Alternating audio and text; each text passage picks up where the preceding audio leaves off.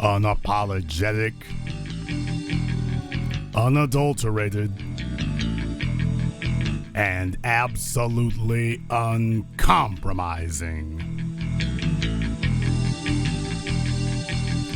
Greetings, brothers and sisters from around the world, and welcome back to the home, the haven, the stronghold, and the everlasting superfortress of intelligent black thought. This is the BlackChannel.net radio program, and I am, of course, your host, your brother, your humble servant, the Black Authority. Very glad to have you all with us here this evening. I might even actually take some telephone calls tonight, which, of course, after the last week that I've had on telephones, you'd figured I'd be all called out and wouldn't want to hear anything sounds like a telephone. And let me tell you, it's going to be quite the feat of bravery if I attempt to do so, but just letting you know that it is a distinct possibility. It has been a momentous week since the last time we all came here. The last time we came here was coming off of race war in New York. Race war in Los Angeles is going to get started here in about an hour and a half.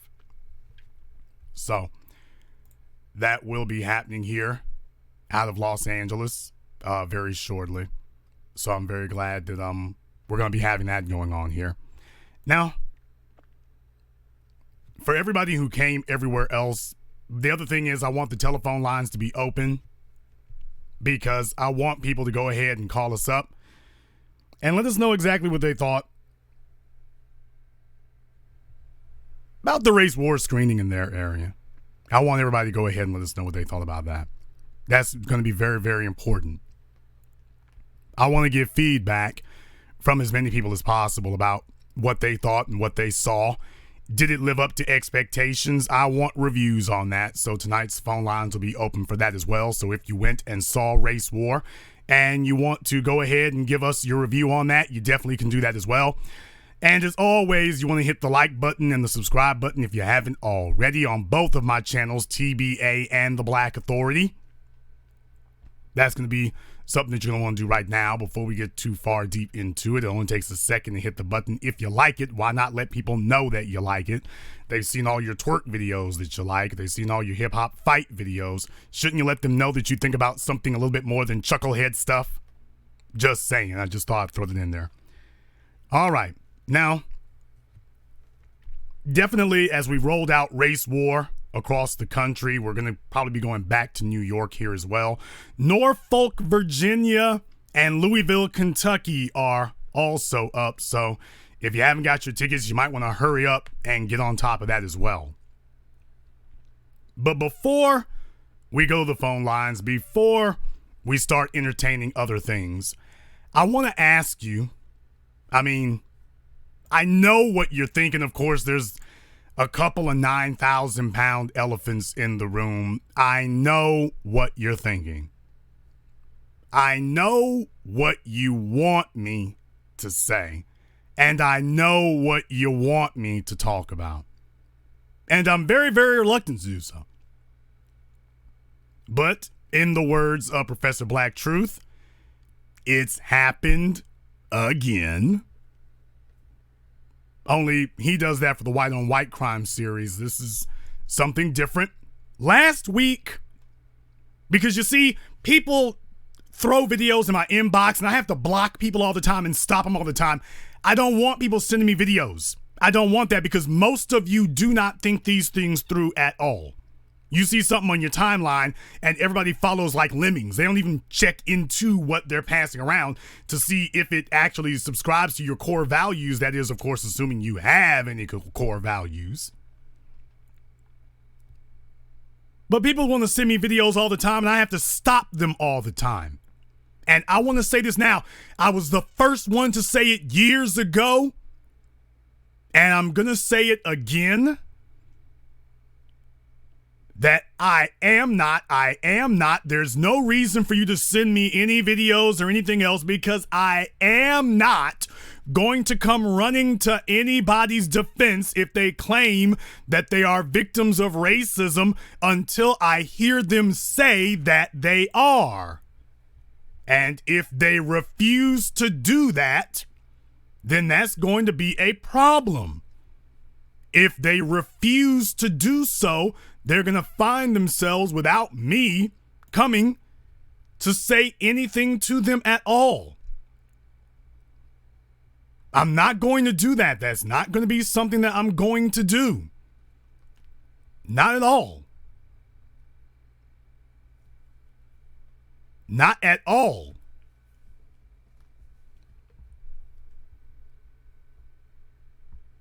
Because we've been following behind these things for so damn long that it's becoming a problem. So after the Walter Scott murder, I was the one who said that I wasn't going to do that anymore. And sure enough, over half the cases of these incidents that have occurred have been individuals who, right after the rest of Black society came running to their defense, they came and spit in your face. I mean, they didn't even let their allegations get cold. That shows you just how little they thought about you and consideration of you coming to their defense. No, this is game. This is game. This is game.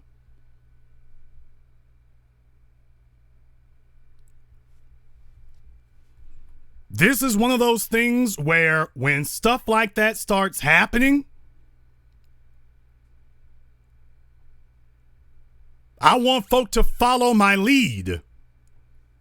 And you need to follow the lead on it because it's time for us to start being discriminating. It's time for us to start doing that. And it's time for us to say to ourselves, you know what? No, we're not going to go for that anymore. Remember this cartoon character here? Remember him from last week? Remember this video? Once again, I was the only person who said, you know what?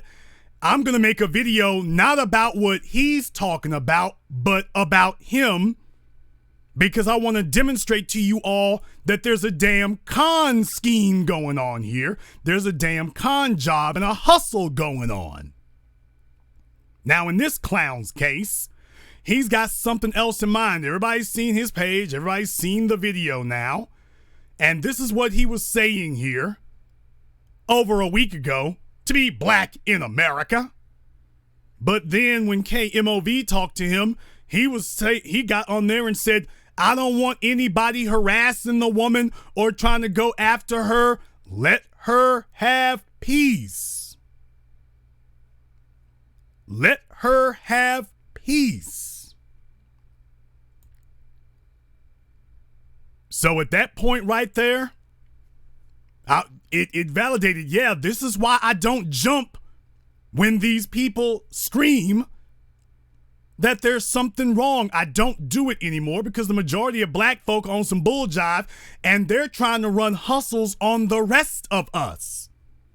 These folk who have never stood up for black people and never stood up for black issues, and when something goes wrong, all of a sudden they want to call in the troops that they have never ran with. Now, when I did it, folk didn't like it. When I did it, nobody else was talking about it. When I did it, I was the only person who was saying, okay, maybe there's a little bit something more to this. Let me get this off of here. Well, you can see that for yourself now. I was the only one who said, okay, there's a problem here, Houston. Let me go investigate this a little bit more. There's a problem. And I kept saying, I see problems here. And I'm not going to pretend that the problems that I see are not there. These are problems. This clearly explains why we were getting the statements and reaction from him that we were getting. This clearly explained it. Now everybody else has picked up on it and it's been spread around Facebook and YouTube and everywhere else, and they're giving this clown grief about it. This is why it is obligatory that you be a part of intelligent black society. We are not on the cutting edge. We are far ahead of it. And right now, a lot of folks say, well, Jason, you're cynical. And I am. And Jason, you're pessimistic. Wouldn't say that, but sometimes I am. But the reason for that is because these people don't let me down. When you go out there and you're being cynical, unfortunately, most of these people have not let us down. Now, there's something else I want to show you all that I didn't get into last week, but there's something else that I would like to show you. I also saw this on this Darian Toll's Facebook page. Take a look at this. Take a look at this. Now, is this the psychology of a person who does not want to be abused, or is this the psychology of a person who sees abuse as a form of affection? Now, you notice this thing doesn't say couples who fight sometimes. It says couples who fight all the time, and this resonated with him. Conflict. Constant conflict with people who are supposed to be on your team. This is what resonates with him.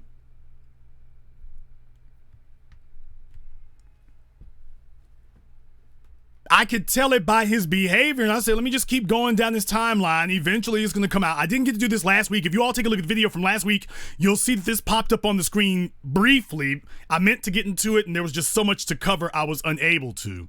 But, yeah.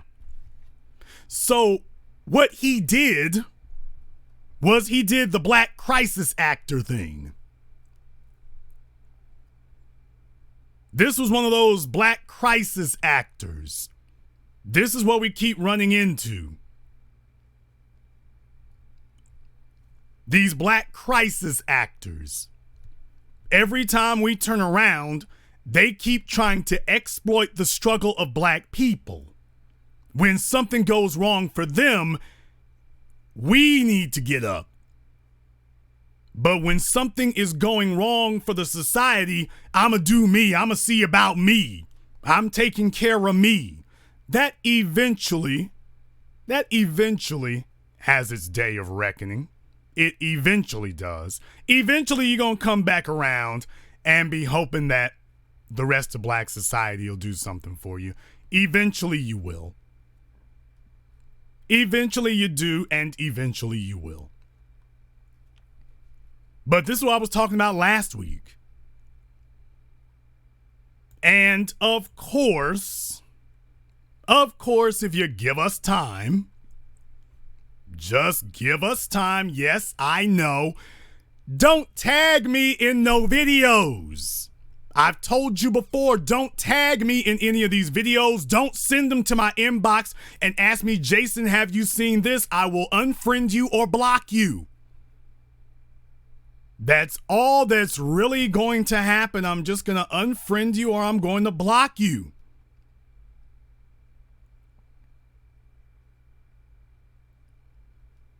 And this is the reason why. Yeah, we all know. They sat up here, and after this young man said that he does not forgive this female white supremacist bigot who attempted to have him arrested on false charges, you can take a look at his mama with that copper-colored carrot top on top of her head. You can take a look at this heifer And you can very clearly see exactly where she's coming from.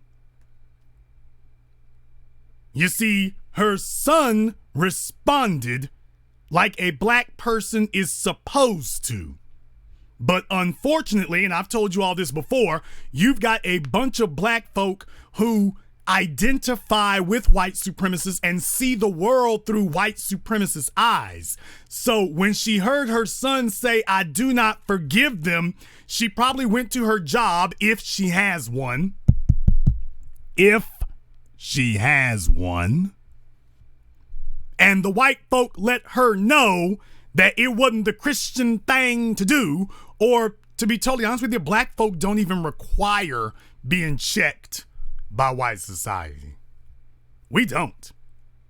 Black people do not even require, hey, let's not ask stupid things. Where's his father? He doesn't need a father when you're black in America. The whole damn household is supposed to know what the hell the deal is. No, that's giving her a pass. No, we're not going to give passes. What the hell is she doing? What good would it do for the man to be in the home when mama is Queen Coon? What good does it do for a father to be in the home when mama sees herself on the side of the oppressor? Oh no, we're not going to play that game. We're not going to play that game. No, she's on the side of the oppressor.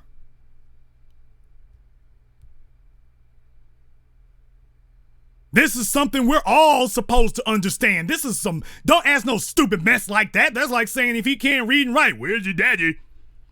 Excuse me, he can't read and write. No, we're not going to sit here and play that game where we start handing out passes. You see, she might want to take the boot off of white supremacy's neck. I'm not taking it off of hers or theirs. And yes, in the chat room, that's a good question. Does she even like men? Take a look at her. Does this even look like a chick who likes men? Does she? This Steve Harvey, Martin Lawrence looking heifer here, does she even look like she likes dudes? This looked like Queen Latifah from 10 years ago. Let me make this very clear for you. You can be a woman who is so damn throw the hell off that there ain't nothing a man can do with you. Let me say that one more time and grab this microphone like a hood rat's neck.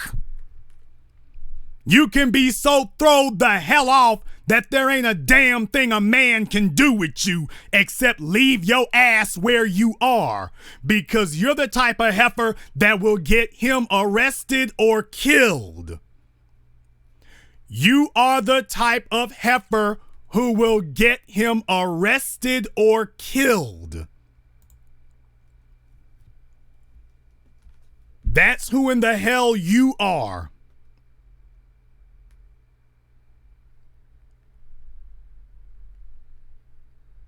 And you all expect a man to sit there. She's already showing you she's got treacherous tendencies.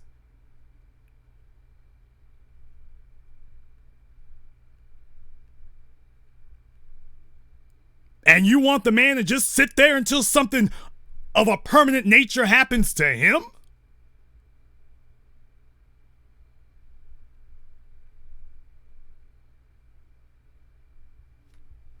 No, that's not the way that works. He goes up in there and tries to run roughshod. Don't you all know? You got to understand when you're dealing with the hood rat mentality. You see, we call them bed wenches and mammies and everything. They was hood rats today. They were hood rats on the plantation. Hood rats always stand to attention when white daddy comes around.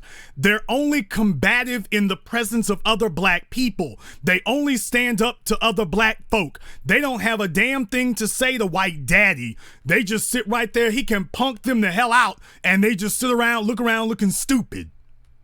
But when it comes to black people, all of a sudden they become courageous. So what is a man in that situation supposed to do when you have an entire society around him that is organized and concentrated towards saying, hey, baby, if you call the police, On him, we'll take care of that problem for you. He don't run the house, you do. So you see, she's got a vested interest in kissing white society's ass. She has a vested interest in doing that. When you see a single mom, just understand you're looking at most likely a potential collaborator. Because she sees white society as her trump card. So she can abuse the man and abuse the children because white daddy is going to back her up. Now, when we get to a point where white daddy can't back up this kind of stuff, we'll see things begin to change.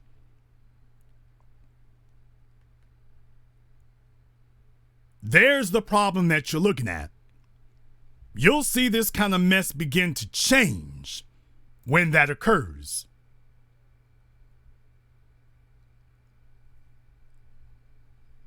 But don't sit up here and say a damn thing to me about the father. In the chat room, when folks say that mess, you just tell them exactly what I just said. When your family and friends say that garbage, you tell them exactly what I just told you. We're not going to sit here and play that game. We're not going to do that.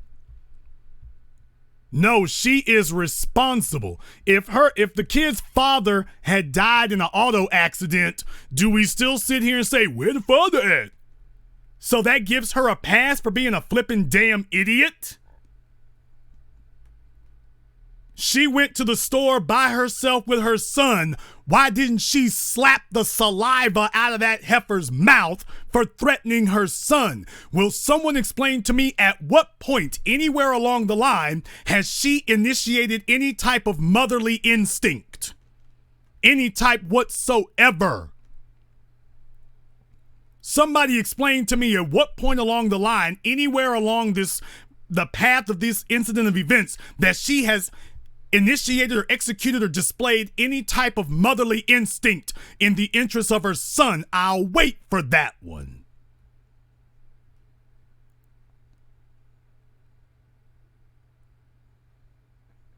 Go ahead and let me know, at what point did she do what a mother is supposed to do? So the only time she knows to do the damn right thing, to be a damn mother, is with a man standing over her? Anybody saying, where's the father? Okay, well, she was at the store by herself with the kid. Women take their children to the store by themselves all the time. You mean to tell me the only time that she knows how to do something is if somebody is standing over her? Get the hell out of here. Some of y'all have been raised by hood rats and hoes so much that when something goes wrong, you respond like the hood rats and the hoes who raised you. Where the daddy at? Where his daddy at, right? Where his daddy at? His mama's standing right there. Yeah, but where the daddy at? You all start responding like the hoes who raised you.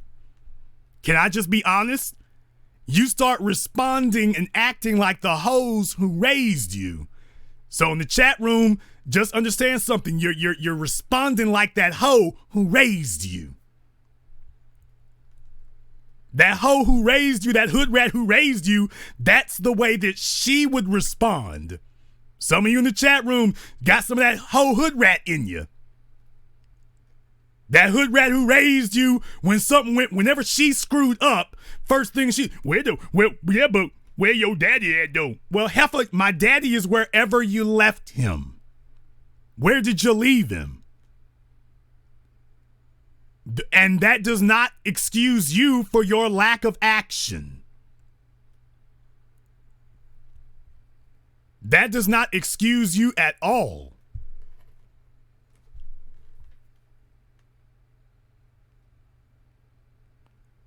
So this is the kind of thing that we are going to have to deal with.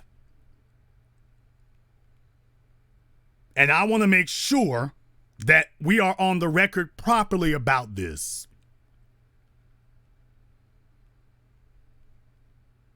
Because a lot of other folk don't do it.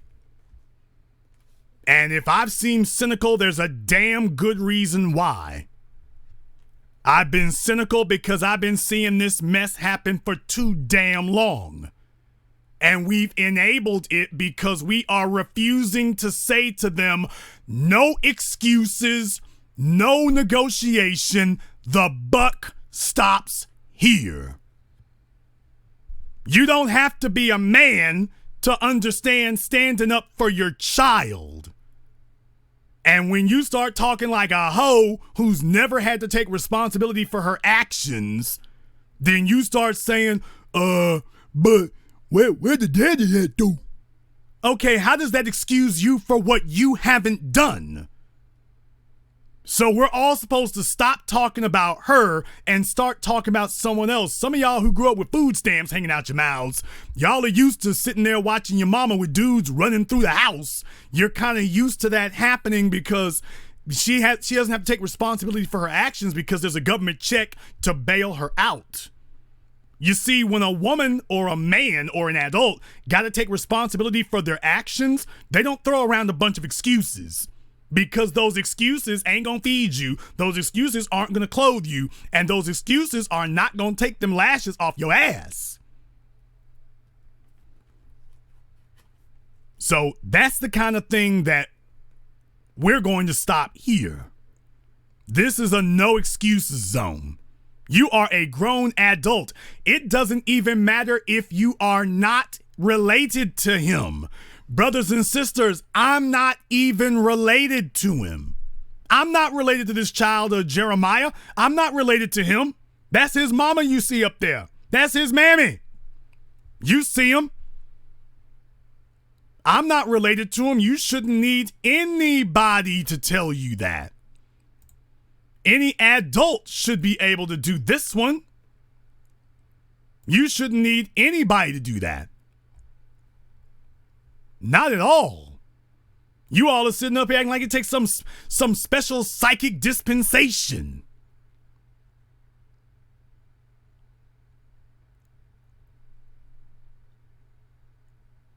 No, it doesn't require that. A lot of you were raised to be cowardly. You were raised by cowardly women and some cowardly men. A woman is not supposed to be cowardly in the interests of her child. Let me explain something to you right here. Let me put this in context for you, because this is going to upset a lot of damn people tonight, but let the truth be told. That white woman who called the police on this young black boy, I'm not going to call him a young black man because I'm tired of that mess. But that white woman who called the police on this young black child, she did that in the interest of defending her white children. Did you get that? She was willing to kill. She was willing to die because she could have got herself messed up, although she understands. White folk understand that most black people are cowardly in the presence of white folk. That's why they keep doing stuff. White people understand that black folk are cowardly in their presence. So she did that surrounded by a bunch of black folk because she knew what the response was going to be. It was going to be a whole bunch of talking and a whole bunch of yelling, but wasn't nobody going to do nothing. This white woman had more damn guts and courage than this black child's mammy has. I didn't say had, past tense, than got right this moment. That white woman was more of a mother and got more motherly instincts than Jeremiah's mammy has got, because this white woman was fighting for children who ain't even there. She was fighting for white children that aren't even hers. She was fighting for white supremacy for children she doesn't even have. Meanwhile, this boy's mother, who carried him for 9 months like hood rats and hoes do, there's nothing special about that, gave birth to him, has watched him grow up, and she doesn't really give a damn what happens at this point. Now, let me explain to you the other factor here. Just like this Sambo jackass that we were talking about here last week, just like him, I wanted to make sure that you understood about that. Just like him, there's a reason why you're seeing the kind of things that you're seeing there. The reason that you're seeing that is because they are saying to themselves that they just won't shine. What you got right now is a bunch of Negroes chasing Sambo shine. They trying to get some Sambo shine on them. They go off and there's an incident, and then they go straight to social media and try to get as many hits as they possibly can. So right now we got a whole bunch of black folk chasing Sambo Shine. And what it really comes down to is this: crisis actors, slip and fall Sambos. This is what we're dealing with. They go off, and as soon as something happens, they know that they're not really vested in fighting it. They just want the rest of us to rally around them to get the dogs off of them. And as soon as we get the dogs off of them, then all of a sudden the real thing comes out. Remember what I've always taught you all. If you want to know what a white person really thinks, if you want to know what a black person really thinks, if you truly want to know what a black person honestly thinks, put a white person in front of them. You put a white person in front of them, let that white person say something that is adverse or against their interests, and then you'll find out very quickly what that black person truly believes. Because they'll lie to other black people. They'll deceive other black people. They'll be treacherous with other black people. They are not going to lie to white daddy and white mommy. Because you see, there are consequences when you do that. When you lie to white daddy and white mommy, there are consequences. But more than that, these folk are looking for their end. Let me be very clear for you. When you're chasing Sambo Shine, they're trying to get as much attention as they can so that white folk will look at them so they can say, okay, what do we got to do to be your buddy, Bushika? And that's what you're witnessing here. What do we have to do to be your buddy? Here's Bushika sitting with her son saying to herself, well, if I can just make this work out for me right here, this will be good. What do we got to do, Bushika, to convince you that all white folks ain't bad? And take a look at her face. That's a classic Bushika with this Dougie Fresh looking heifer. Everybody's trying to figure out how they can get something. Now, what you're all probably asking yourselves here is, well, what is it that they want? Because in this case, she can't really sue anybody, to be totally honest. She can't really sue anyone. So the next question becomes, okay, so what is it that she's trying to get? What is it that she really wants? And I'm telling you right now, brothers and sisters, it ain't even about money anymore. It's just about shine. Everybody's trying to get some Sambo Shine. That jackass I talked about last week, go and take a look at the comments under that video. The comments under the video, there were a bunch of black females and there were a bunch of white females giving him all types of consolation and condolences. He's going to run through everyone he can to see if he can get some sympathy sex. He's going to get, as soon as he gets them in the DMs and they talking about, oh, that's very bad what happened to you. Yeah, that show is. Have you ever dated a black man before? Well, I've dated one back then. Oh, okay, you kind of cute and everything. You know where that's going to go. Were his comments calibrated to protect his own interests, or were his comments calibrated to be as attractive as possible to the European opposite sex? And when we're honest with ourselves about that, that's what we start to see. The telephone lines are now open. The number is 646-787-1933. That is 646-787-1933, your personal access code to the blackest radio program in existence, the only one of its kind on planet Earth today. You are, of course, welcome to join us. And this will be important as well. This will be very important. Because you see, we as black people, I made the film Race War And as those of you who came and saw the film, you understand that there's a chapter in there that talked about sellouts and turncoats. I had a whole chapter in there that talked about that. And it talked about that because I wanted you to understand you cannot have a discussion about white supremacy if you do not discuss the enemy within. You're not going to be able to discuss white supremacy unless you discuss the enemy within. Otherwise, it is illegitimate and irrelevant. That's the only way. You must discuss the enemy within. And folk who are chasing Sambo Shine, they are the ones who are letting us know that they got their own agenda and they figure they're going to use the rest of us and play the rest of us.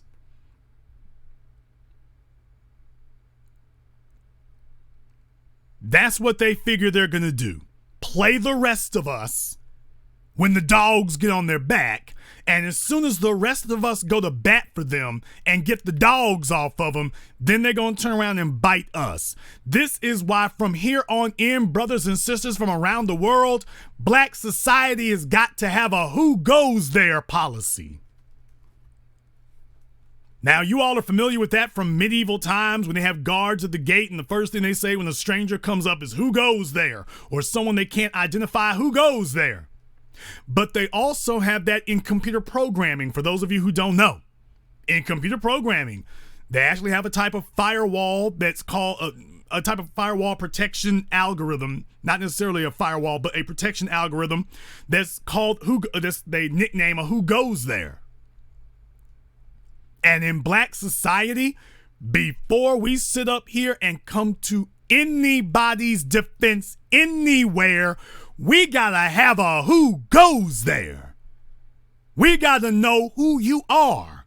We gotta know where you're trying to go. We gotta check your credentials before we say anything for you. We gotta check your credentials. I did it years ago. I wanted to set the standard because this is what happens. No, from here on in, who goes there? But they was whooping on me. Who goes there? Yeah, but this white woman, who goes there? We can't identify you. Who goes there?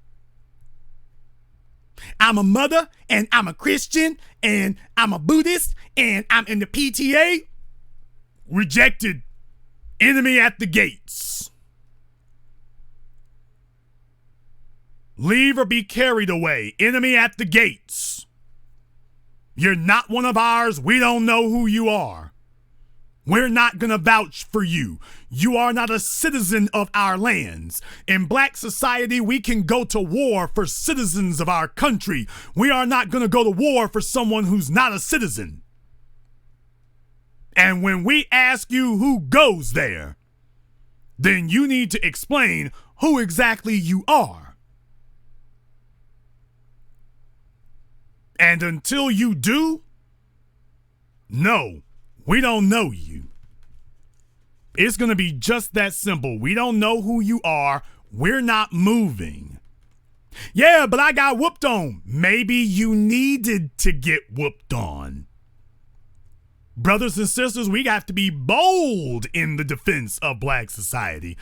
Maybe you need to get whooped on because I can't identify you and you have not been able to validate yourself as one of ours. So since you're not one of ours, as far as we can tell, maybe you needed to get whooped on. So take your sob story somewhere else.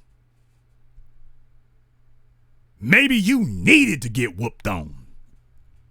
Oh, understand what I'm saying tonight. I can see the comment section now. I can hear the phone calls now. It will be screaming and squealing the TBA. That ain't right now. If it's a black person, we got to come running to their defense. But what if they don't? What if they've never fought for ours? It don't matter. We got to run to their defense anyway. You talking that religious fanaticism garbage?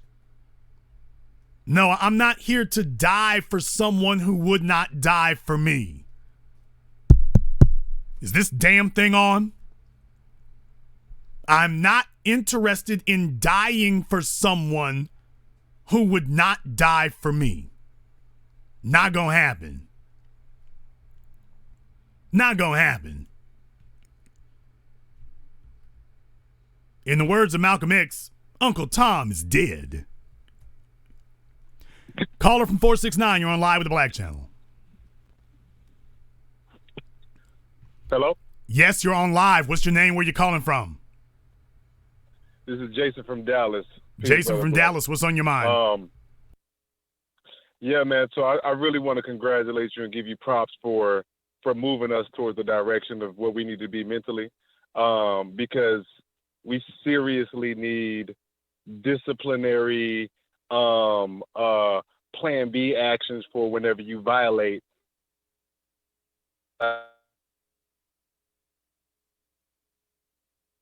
Okay, Jason from Dallas has been abducted. We'll see if he can give us a call back. Caller from 310, you're on live with the Black Channel. Caller from 310, last try, you're on live. Hello, Jason Black? Yes, what's your name? Where you calling from? My name is Christine. I'm calling from East LA. Christine calling from East LA. What's on your mind? I'm mostly have a confession, pretty much. When I watched Good Morning America yesterday, when I watched that, before I let my kids go to school, I lined all three of my kids up, and I had to fuss at them. I had to yell at my kids to tell my kids, I don't give a damn. If anybody come at you rude, adult, a kid, you better not take sorry for no answer, no pass, no nothing. You better not forgive. You better not forget nothing, especially when we live in a neighborhood where it's pretty much messy. So my kids I had to tell my kids, y'all all better get on code. I'm not playing. Y'all better take the 2 F's. It's either you're going to fight or you're going to take flight. But I tell my kids all the time, you better not come home running, because I'm locking my door and I'm watching y'all. So all I can say is I'm dying for mine. Anybody fuck with my kids, messing with my kids, it's on and popping. I ain't taking no check. I ain't taking none of that. That's just all I have to say. Black first. That's it. Black first, Christine. Thank you very much for giving us a call tonight. She's kind of lonely out there, though, in California, because you know full well Negroes, if you know how sad it is, it's so sad that if the white supremacists asked us what the price was, they could probably get the average Negro down to like $2,000 to whoop your mama's ass. You thought ghetto gaggers was as bad as it could get? You thought that's as bad as it could get? Trust me, there's some Negroes out there who make ghetto gaggers look tame. Caller from 813, you're on live with the Black Channel. Black first, Jason Black. This is Jason Reed checking in. How you doing, brother? Black first, brother. What's on your mind? First of all, I want to say congratulations on producing another masterclass of a documentary. Some of the folks in the chat room already know that I was out there at the Atlanta screening. Race War is a phenomenal documentary, and I'd like to give my quick review. If Go you ahead. Don't mind. Go right ahead. It's a tremendously produced, once again, beautifully shot. A lot of people want to say that, want to look at make a big deal about Jared Taylor and Richard Spencer being in it, but they're very key to being to the explaining what the race war is, along with all the other people that they're in there. And I think that each chapter that you broke down, especially the things that hit me the hardest that I really enjoyed was the part that where you gave the breakdown of what the media's role into it, and all the other factors that play into the race war, including the justice or law or the Justice Department or law enforcement. Tremendous breakdown. I think everyone that was a part of the documentary gave tremendous insight, including the white supremacists. And I will,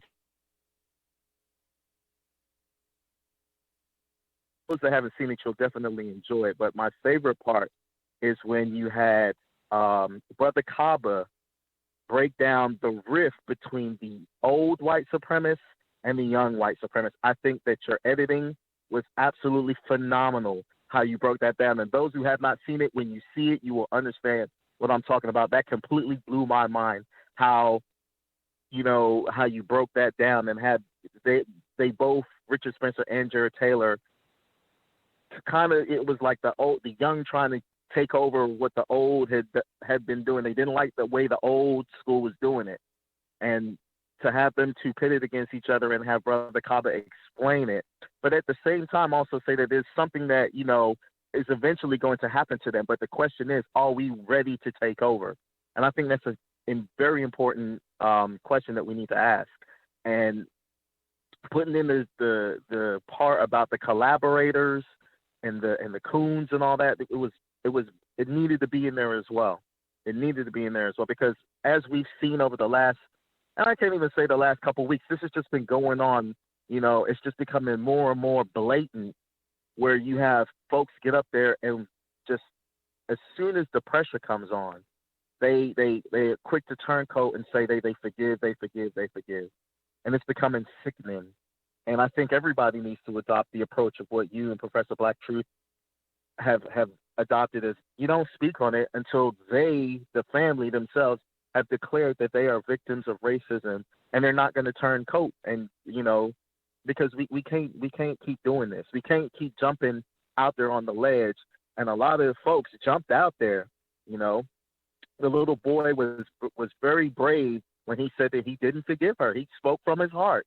And just to watch on Good Morning America that his mother, just the death stare that she gave him when the reporter asked the little boy if he forgave or accepted her apology. That I'll never forget that death stare that she gave him. Like, you better say what we talked about now. It was disgusting. It was despicable. And it literally just sabotaged everything that a lot of people, because I know a lot of the listeners know that Tariq and a lot of other people were trying to get the district attorney, were trying to put pressure on the district attorney to bring charges on this woman for for impersonating an officer and all that other stuff. A lot of people were trying to put pressure on the district attorney, and the mother in 30 seconds destroyed all of that.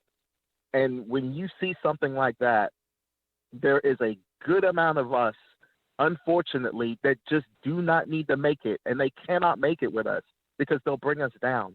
And that was one of the things that I took away from when I left out of there from the screening. I was able to connect with a lot of brothers and sisters out there. I think I went to the 7:30 screening, and Jason, let me tell you, I was out there until about probably 11:30, long after the documentary had shown and folks were already in there watching the 9 o'clock showing. I was out there till about 11:30 midnight, just chopping it up with folks. We were sitting talking about getting together and doing think tanks, exchange what we need to do, how we need to link up and get our message out to people. I spoke to a sister that had never seen you or heard of you before, but one of our brothers and sisters brought her to the screening. And she was completely blown away. And she's like, oh, I've got to listen to this Jason Black and find him and listen to his information. She's like, this is what I've been trying to get this information to other people. We need to link up, and this is what we need to do. If you haven't seen it, take people that need to see this. And those that will scoff at it, wash your hands of them. Walk away from them. This is not about convincing anybody anymore. They know what's going on. We know what's going on. We know we're in the midst, just like you said, let's not call it racism. Let's call it what it is. It's a race war. We're in the middle of a race war. And we're at a pivotal point on whether we are either going to win this race war or we're all going to die. Because those are the stakes. Our children's lives depend on it. You cannot sit here and have I want to tell you about something. When I was filming Race War, and when I was talking to Brother Yusuf Salam, one of the Central Park Five. And by the way, that's very, he's done very well with that, but understand something, for the rest of his life, he'll be known as one of the Central Park Five. Doesn't matter if he finds the cure for cancer. Because of what they've done to him, it has permanently damaged his reputation for the rest of his life. Behind a lie that it became very clear early on that it was a lie. Not that what happened to the woman wasn't accurate, but her details of the events were lies. And she should be in prison also, by the way, because her testimony was false. Yusuf Salam was telling me about one of the Central Park Five and how they were, one of them, the police got them, and their father, the boy's father, when the police had left the room, the boy's father starts yelling at him, berating him, picks up a chair and throws it across the room and says, "Damn it, son, just tell them what they want to know."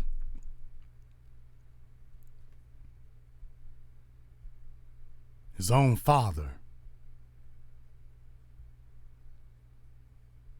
His own father.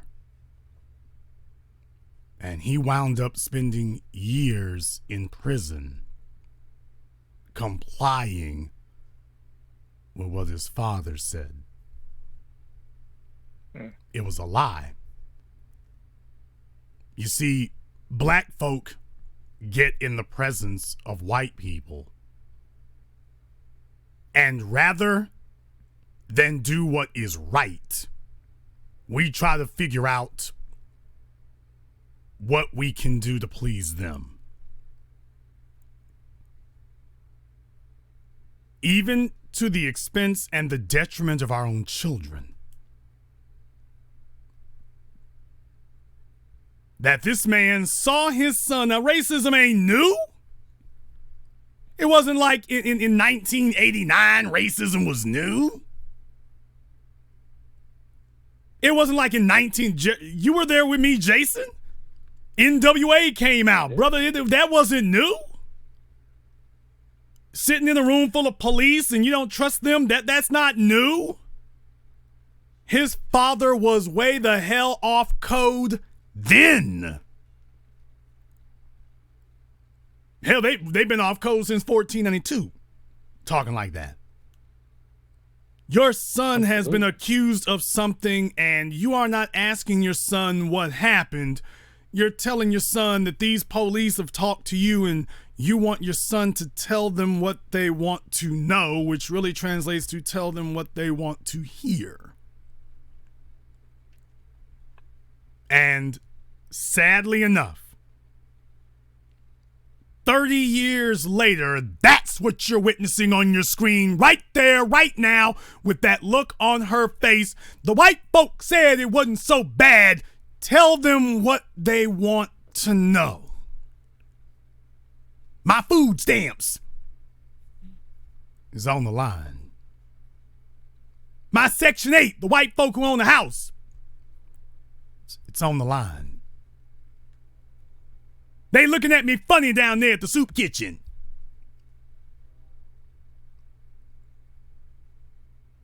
This woman has committed treason against her son at a young age. I want to explain to you about the poison pill the poison seed that has been planted in this boy's head at a young age.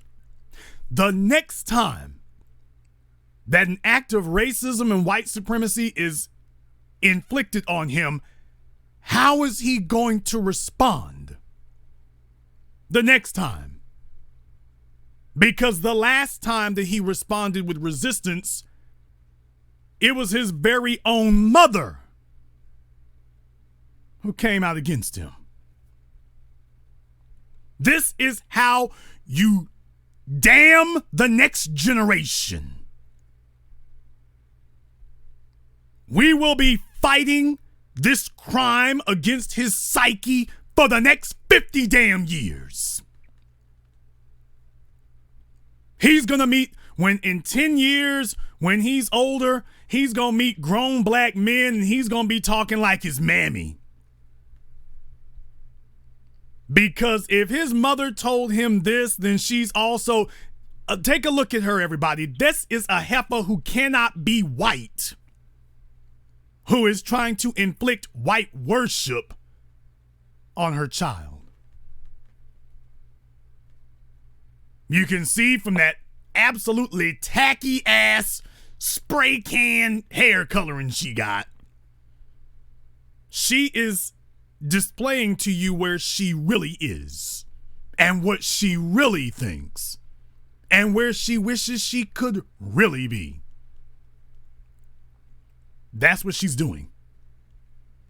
If I could really be over there, I would be. So every day she trains up her children to make it more acceptable to them. And even if you want to say that this is an anomaly, I'm telling you that this is a pivotal event that could undo anything and everything good that this young child was taught previously. It all flies out the window with this traumatic situation that he remembers when the eyes of the world were on him. His survival instinct told him what to say, but his mother told him you cannot trust your survival instinct.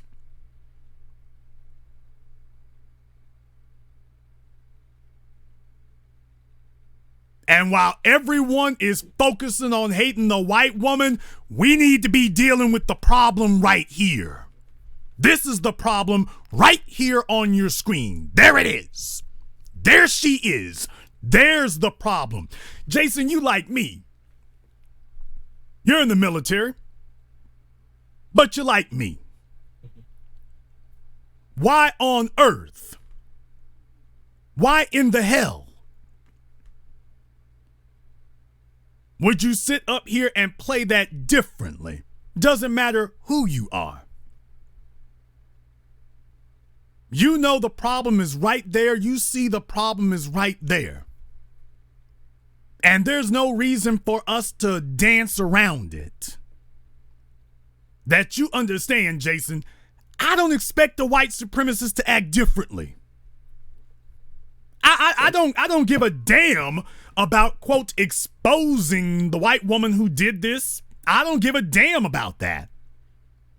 There's nothing to expose because I don't expect her behavior to change. I expect a snake to be a snake. I got folks sending me videos of a snake crawling on his belly. Jason, you want to see a snake crawling on his belly? That's what snakes do.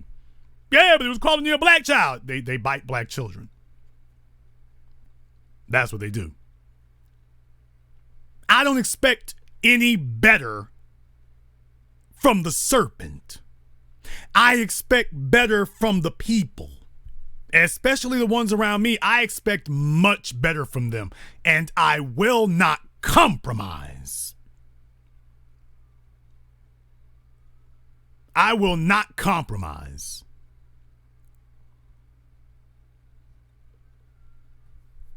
Your thoughts, brother? You witnessed the killing of a warrior spirit in a child right before your eyes, of a black male child. His warrior spirit was killed. Because like I said, he spoke from his heart when he said he didn't forgive her. He spoke completely from his heart. He knew within his DNA, his ancestry said, no, we don't forgive that. And to have his own flesh and blood, his own mother look at him, give him the death stare and say, no, that's not what we do here. You know, and this thing that's happened to us, our people. You know, we're talking hundreds of years from the time we left the plantations. This has always happened. There's always those that kill the spirit of our ancestors, the warrior spirit, the fighting spirit, the ones that identify the snake as the snake. The mother literally sat on national TV and said that she wanted unity with a white supremacist bitch that called 911 on her child, on a 9-year-old. She said she wanted unity with that. That's not a mother. Okay? That's something that eats their own young. That's an enemy. That's my enemy. She's not my people. I would always say that somebody needs to get that boy away from her. The hell away from her. Immediately. Because she's going to destroy him. She's going to damage him. He's ruined. What are we supposed to do with that? The terrifying part about what are we this, supposed to do? the terrifying part about this is that white supremacy confronted this black child and tried to break him. White supremacy was unable to break this black child. White supremacy tried to break this black child, and white supremacy couldn't break that black child. It took his black mother to break him. I'll let you have the last word. Those that are out there in LA, enjoy the race war. Absolutely enjoy it, and soak it up, and then have your questions for Judge Joe Brown and the other guests that are out there. If you haven't got your tickets, get out there. For those that saw race war, link up with other like-minded brothers and sisters, and let's get to work. We have a lot of work to do. Black first. Black first, brother. Thank you very much for giving us a call here tonight. And yeah, some folks are right. I mean, she looks like she looks like one of them, ex-drug addicts, fresh off the pipe. She looks like one of these drug addicts, fresh off the needle, trying to figure out if there's another government program she can latch on to because ambition is beyond her. Caller from 706, you're on live with the Black Channel. What's up, Jason Black? This is Darius, also known as Jabari, coming out from North Carolina A&T. Okay, I'm not sure if you're on speakerphone or whatever, but there's a lot of reverberation going on, so if you're on speaker, you're definitely going to want to take it off of speaker so that we can hear you clearly. My phone's not on speaker right now. Either that or he's calling us from a warehouse, one or the other. What I was going to say was, as a college student, when I saw that video, I was very upset because it was like, this is, as a college student. Okay, I'm not sure what's going on with him or his phone, but maybe you can try again. Caller from 909, you're on live with the Black Channel. Caller from 909, you're on live. Okay, caller from 909 has been abducted. Caller from 718, you're on live with the Black Channel. Oh, hello there, Mr. Black. It's Dakim Daniels again. And I did see Race War in Philadelphia. I missed the one in New York. And must I say, the documentary,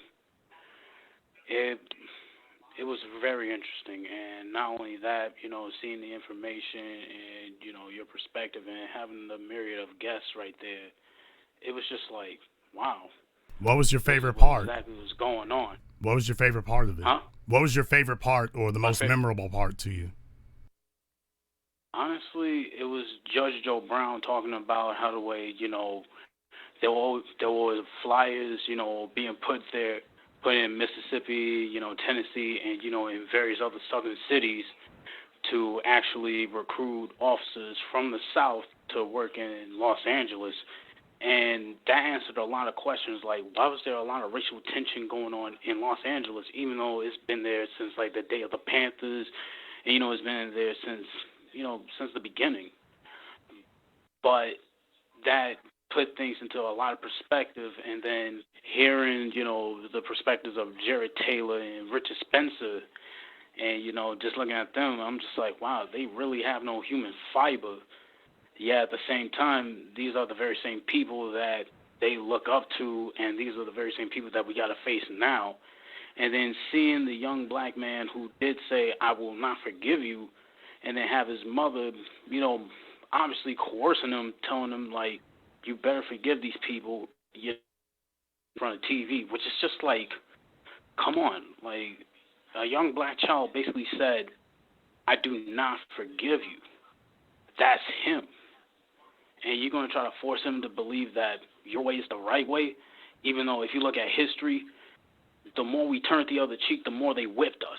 The more we turned the other cheek, the more they just shot at us. The more we ran away, the more we tried to be peaceful, the more we forgave them. And that's why forgiveness is just a joke in the black community.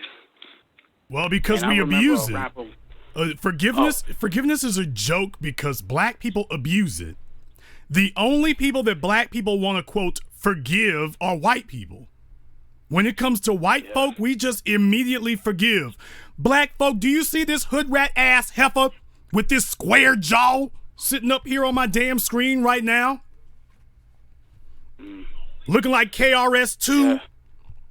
Now, the reason why she's sitting up here and looking like that, brother, don't you know that she's still holding a grudge against some heifer that slept with her boyfriend back in high school? Don't you know that she's still holding a grudge against some heifer who took a bundle of weaves, who took a bundle from her? Don't you know that she's still upset with one of her sisters who sat up here and wore her shoes to the high school prom? Don't you know she's still holding a grudge about that? This white woman tried to have your child killed, and you found the love of Jesus Christ and forgiveness, but black folk you walk around with every day never tried to harm your child, and all of a sudden, oh no, I ain't gonna have that there. You ain't gonna do that there. Yeah. I'll let you have the last word. Oh, yeah. Enjoy your documentary, and Black first, Mr. Black. Hope you have a good night tonight. Black first, thank you very much, and please join us again. No, black folk only invoke that term forgiveness when it relates to white society.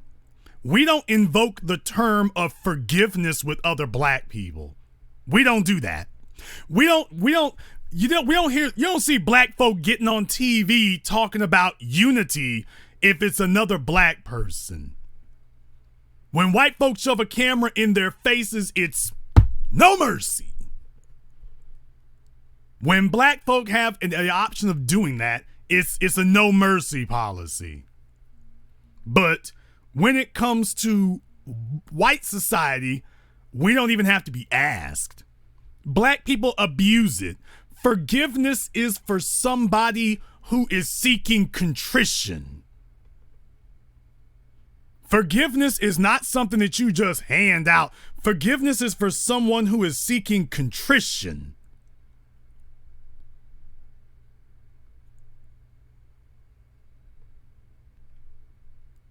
Forgiveness is for someone seeking contrition. It's not just for any old body who comes by. That's the difference. Black people abuse the term forgiveness. When black people use the term forgiveness, it really only applies to let me off the hook when I did something I know I shouldn't have done and I'm not sorry for it. Or white daddy I need an excuse for giving white daddy a pass for something he should not be getting a pass for. And I know other black folk are going to say this is wrong. So I'm going to just tell him that, well, Jesus told me we needs to forgive. And you don't trump Jesus, do you? No, your cowardice told you that you need to forgive. And you're using the term forgiveness as a euphemism for coward. When you're sitting next to your black son and she's choosing a white supremacist over her son, that's treason. That is outright dog-faced treason. Caller from 424, you're on live with the Black Channel. Yeah, what's up, Jason Black? How you doing? This is Rashad out here. Boy, I'm actually about to go in and see your movie. Wanted to just get a couple of words in before I go ahead and do that. Listen to what you're saying, and it's absolutely true. I mean, we as a group have a problem with that. We're so quick to turn on and attack each other. I know working in the school system, that was something that I constantly saw, particularly among working with a lot of black women, and also dealing with mothers as well that were so quick to want to make their son stand up for the flag salute when they decided that they're going to take a stand against that, or make them apologize for things that they didn't do that was wrong, just straight, killing their warrior spirit. And this is the kind of thing that destroys the self-esteem of a lot of boys that we see in our community every day. Well, let's just be honest about it, brother. A lot of these females out here are so poisoned, so broken, and so irredeemable and toxic. They are absolutely contaminated, and they are harming their sons as a proxy for the son's father, because they're not able to harm the father because hood rat logic struck out one evening and she got pregnant trying to pull some little hood rat mess, and it went badly. So they're out here victimizing the sons. We have to accept that being a hood rat and a hoe is the other side of white supremacy. That is the inside collaborator necessary for him to achieve what he's achieving. He needs a culture inside of black society that worships him. As men, we are biologically opposed to submitting to another man. We're biologically opposed to it. Especially when we see a bunch of men don't look like us. We are biologically opposed. So what you do is you invade a people, you kill off the men, you enslave the women, you teach the women to be your proxies inside the society. And if they do have any boys, they will raise the boys with a submissive mindset. So now you don't have to fight the next generation of males. They've already been domesticated. Absolutely. It's sad to see, I've had problems myself as an educator having to deal with that.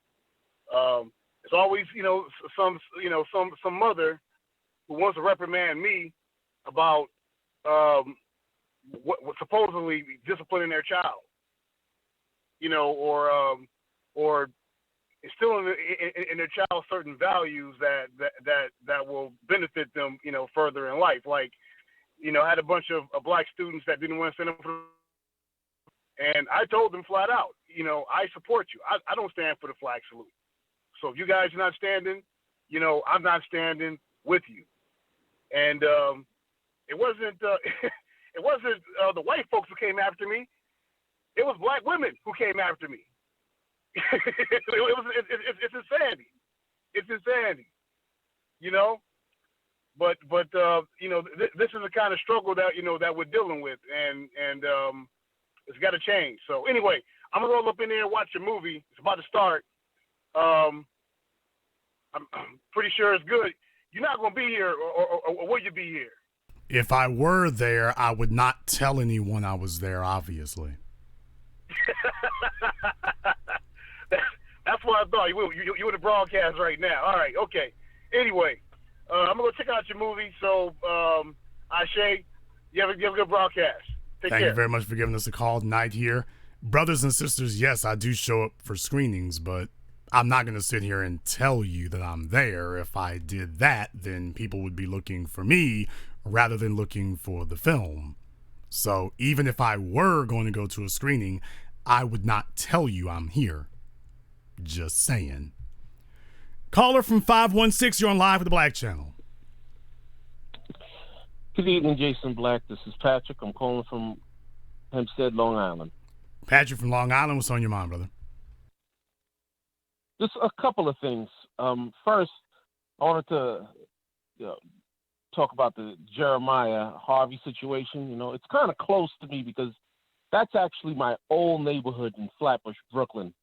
But before I even comment on that, I must talk about a great documentary I saw last weekend in New York City called Race War. Please do. The film was an excellent film. Yes, excellent film. Matter of fact, I was the fella who asked Jared Taylor a question, and of course he never answered the question because Jared Taylor had claimed that America does not benefit from black people being in prison and that the whole prison industrial complex is an imagination. So I asked him, I was like, okay, so if that whole thing is an imagination, why is it that more and more private companies are building prisons? These prisons are all privately owned now. And he never answered the question. Never. And you'll notice, like I say, talking to him all night. He does that a lot. Like I say, I'm a guy who interviewed him for hours. He does that a lot. I got a clip online where we talked about Christianity, and he tried to say that Christianity was compatible with white nationalism or white separatism. And when you do that, he just goes back. It's like he just goes back and repeats whatever his first sentence was. He doesn't actually debunk anything. These are not brilliant people. These are not scholars. These are not your best and brightest. They're not authorities on anything except the need to maintain white supremacy. Now that they are experts on that, it needs to be maintained. Now, logical justification of it, there really isn't. They start spewing out supposed facts, then you show where no, that's not a fact at all, that's totally untrue. Just go back and repeat what you said from the beginning. Well, there is no prison complex, but why are all these private prisons being built, and why is it we have more people in prison than we've ever had before, and why is it that Bill and Hillary Clinton called it a prison industrial complex? There is no prison industrial complex. Okay, anything else? Nope, there just isn't one. That's what you run into, and it would be laughable if these weren't the people on your juries, and if these weren't your city council people, and if these weren't your county commissioners, and if these weren't your borough presidents, and if these weren't your state reps, and if these weren't the newscasters at ABC and NBC and CBS. We keep talking about Fox, but we don't want to talk about CNN and Headline News and Al Jazeera. We don't want to talk about them, though. These are the people there. When I did 7 a.m. and I showed you the board at CBS, the part that was in charge of BET at Viacom, not a black face in sight. Not a black face anywhere in sight. So that's Jared Taylor's people. Jared Taylor speaks 3 languages. He's worked for multinational corporations because of his ability to do that. How was he able to work for these companies and they not know his white supremacist tendencies? I submit to you that they hired him because of his white supremacist tendencies. They knew exactly what they were getting, and now you know what has been dealing with corporations in Japan on America's part now for decades, because Jared's just one of them. For those of you who heard his story, he was raised the first 16 years of his life in Japan. He wasn't the only white kid raised over there. He wasn't the only one. He's one among thousands. He's just one among thousands. And we refuse to accept that reality. There's a whole core of white supremacists raised as children from the very youngest ages. That's the whole point. It's been 20 years of America, 30 years really, but 20 years hardcore of America meddling in the Middle East. So you've got white children who were born in the Middle East. White as they can be, bilingual. This is what we're up against. Now, as far as this other situation, brother, I'm just going to say it right now. Jay-Z even had to say it. Streets is dead. What he meant was New York was dead. But Streets is dead, dude. The streets is dead. In Brooklyn, we got what now? 4 videos out of Brooklyn of Asians, non-black people, but the Asians at the hair care stores and the nail salons beating the hell out of black women out of Brooklyn. Right now, brother, I'm just taking it as a warning. If a black female says she out of Brooklyn, I'm looking at you side-eyed. Because I'm like, okay. Because I'm seeing what Brooklyn is doing. Or should I say not doing. Now, 30 years ago, it would have been a different situation. But all those females are senior citizens now. And what the hell were they teaching their daughters? This is what you're seeing here. Every time we turn around, Brooklyn is looking bad. Brooklyn is looking, I can't even say it's looking like Manhattan. I can't even say that. I'm saying they done took the hood out of Brooklyn. They have been colonized. Yeah. Brooklyn has been officially, intellectually colonized. Well, back when I was living in Brooklyn, I moved away from Brooklyn in 1984. But prior to that, when I was living in Brooklyn, during the crack epidemic and all that, Brooklyn was a rough and tough place. And white folks were scared to death to even walk around my neighborhood, man, because they knew they'd be under attack. So, this kind of stuff that you see going on there now, man, that did not happen when I was living in Brooklyn. Hell no. Man, them dudes would have got that work. Them gooks would have got their works, and them crackers would have got their works back when I was living there. You understand? This kind of garbage did not happen when I was living in Brooklyn. So the Brooklyn that's there now this is not a Brooklyn that I'm familiar with at all. I mean, this is a totally different place. This is hood rat Brooklyn. This is hood. You are witnessing hood rat Brooklyn is what you're witnessing. Yeah, well, I mean, you talked about it in your movie Gentrified. This is what, this is the result of gentrification, a lack of code, all that stuff, and this is how it's playing itself out. And I wrote on my social media accounts too. I asked the question. I was like, well, what happened to the daddy? And this is what happens. I said that these single mothers are killing us. They are killing us. Because if you had a strong black father in this family, in this situation, this is when you need a strong black father too, because the father needs to slap the damn mom right upside her damn head. Right. Okay? I agree with that totally. She's coming with that idea of, well, let's forgive. Well, let me inject for a moment here. Right upside her damn head. Let me inject for a moment, because a lot of folk have been talking about where's the father. First of all, take a look at this square jaw Floyd Mayweather Jr. looking heifer up here, and somebody explain to me, does this Manny Fresh looking broad look like the kind of woman who has any interest in a sensible black man? I didn't even say strong. I said sensible. Does she, just take a look at her face. You can tell somebody throwed the hell off when you see him. Does she look like she has any interest or desire? Does her behavior indicate that she's got any interest whatsoever? So the type of men she would be dealing with, this heifer ain't gonna be with you unless unless you lack manhood. So she most likely got, this kid is probably by a dude who got 8-9 kids by 8-9 different hoes, because all of them don't mind man sharing and man swapping. They don't mind doing that. So first of all, does she have any interest in it? Second of all, does she seem like the kind of person who would submit to a man's authority? Or does she look like the kind of wench who would get the whole damn family evicted with her nonsense? And last but not least, you see what she did with the son. That didn't even take a day for her to sell out her own son. What on earth would she do to a man in that situation? And it's one thing if a man's got authority. It's one thing when a man has authority, but does she look like the kind of female that would accept that authority, or does she look like the kind of female who would sit up here and call the police and lie to try to undermine a man's authority? So what I'm saying is that in this day and age, it's very easy for us to say there should be a father in the home. There's not going to be one in the home. There will be one around.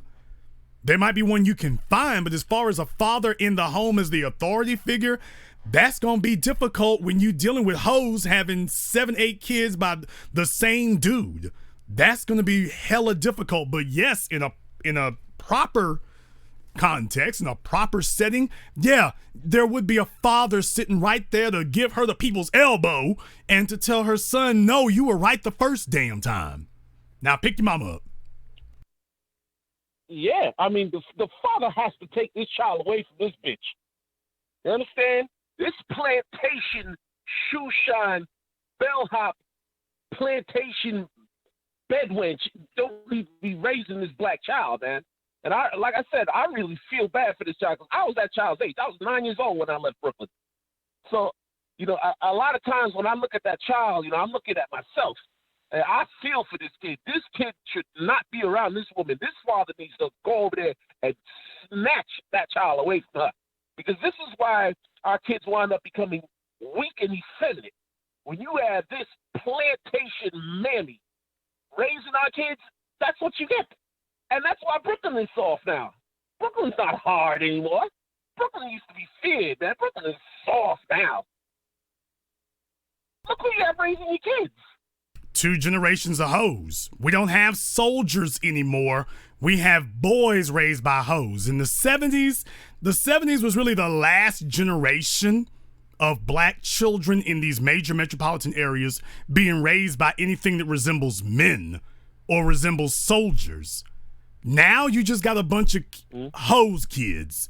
You have 2 generations of whore kids. And they're teaching the boys hood rat strategies for life. You see, when a hood rat runs up on the white woman's got authority at the job, wherever else. They're teaching their sons the strategies that work for them. And this is why you got all these soft, effeminate boys running around here wearing dresses, wearing pumps, wearing pink, wearing feather boas, you know, dancing in the parades all over the place. This is why you have that. Because there is no masculine influence of any kind, and the women don't even have forget masculine, these women don't even have a humane influence. That's your son, and you are not even teaching him survival. She's teaching her son, well, just whatever the white folks do, you need to just bow down for that there and hope things get better. That's what she's teaching. Now, I'm very limited. I gotta be careful in what I say because YouTube and everybody else, I'm kind of in a different level now, so I got to be careful about what I say. But what I will say is that this woman needs to be publicly notified by every single means possible that she is the hell off code, that she has betrayed her child, and she's betrayed the community.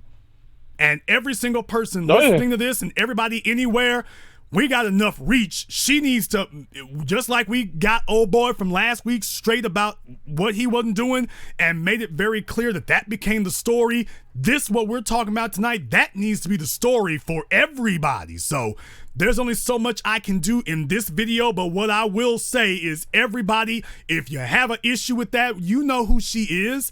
Her and her people need to be notified because that's what they do in Latino society. I wish you would be a Latina sitting up here talking about you agree with Trump rounding people up.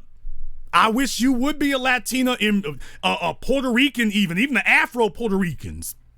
Got a couple of them in my inbox, jaded and confused, talking about immigrants. Well, you were born here in America. Yeah, but my people. That's because her folk are on her ass. They're all females, by the way. They're not males. But I know the males be on some nonsense too. But the females are just acute with it. They're just severe with it.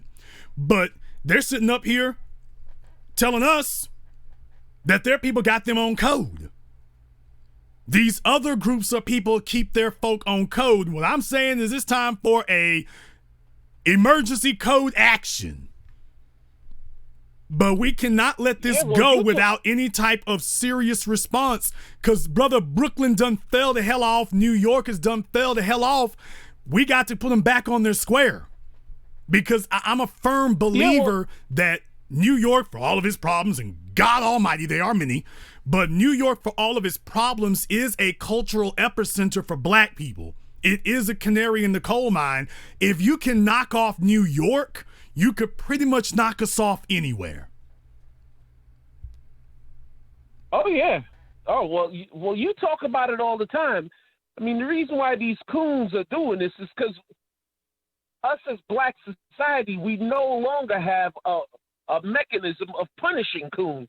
You know, back in the 60s, the 50s, the 40s, we did punish coons back in those days. But, you know, now in the 2000s, you know, we don't punish these coons like we used to. So when they're not being punished, so no, they're running amok. And they're running amok, and they're killing us. I mean, this really set us back. I mean, another part about this that kills me, they never asked Elizabeth Smart, does she forgive the man who kidnapped her. You know, they never asked Natalie Holloway's mother, does she forgive Van Uren for killing her daughter? You know, whenever the victim is a white victim, the word forgiveness is never used. I don't ever hear anyone asking anybody, do they forgive the person who perpetrated something against them? They sure as hell don't ask you 3 or 4 times. Now all of a sudden forgiveness is a requirement. All of a sudden they ask you 3 or 4 times. The problem is they keep circling back to us. They keep coming back over and over again. Every time they interview you, they're asking about forgiveness. They never asked the folks at Sandy Hook that. They never asked the kids at Parkland that. They never asked the folks in Norway. They didn't ask them that. But when they get in front of black folk, they ask that, brother, and they ask that because they are, as I detailed in Race War, that's part of the agenda. The media is a part of the apparatus. They're looking for a way to say that you spiritually deserved it, and now they're progressing beyond just you spiritually deserved it.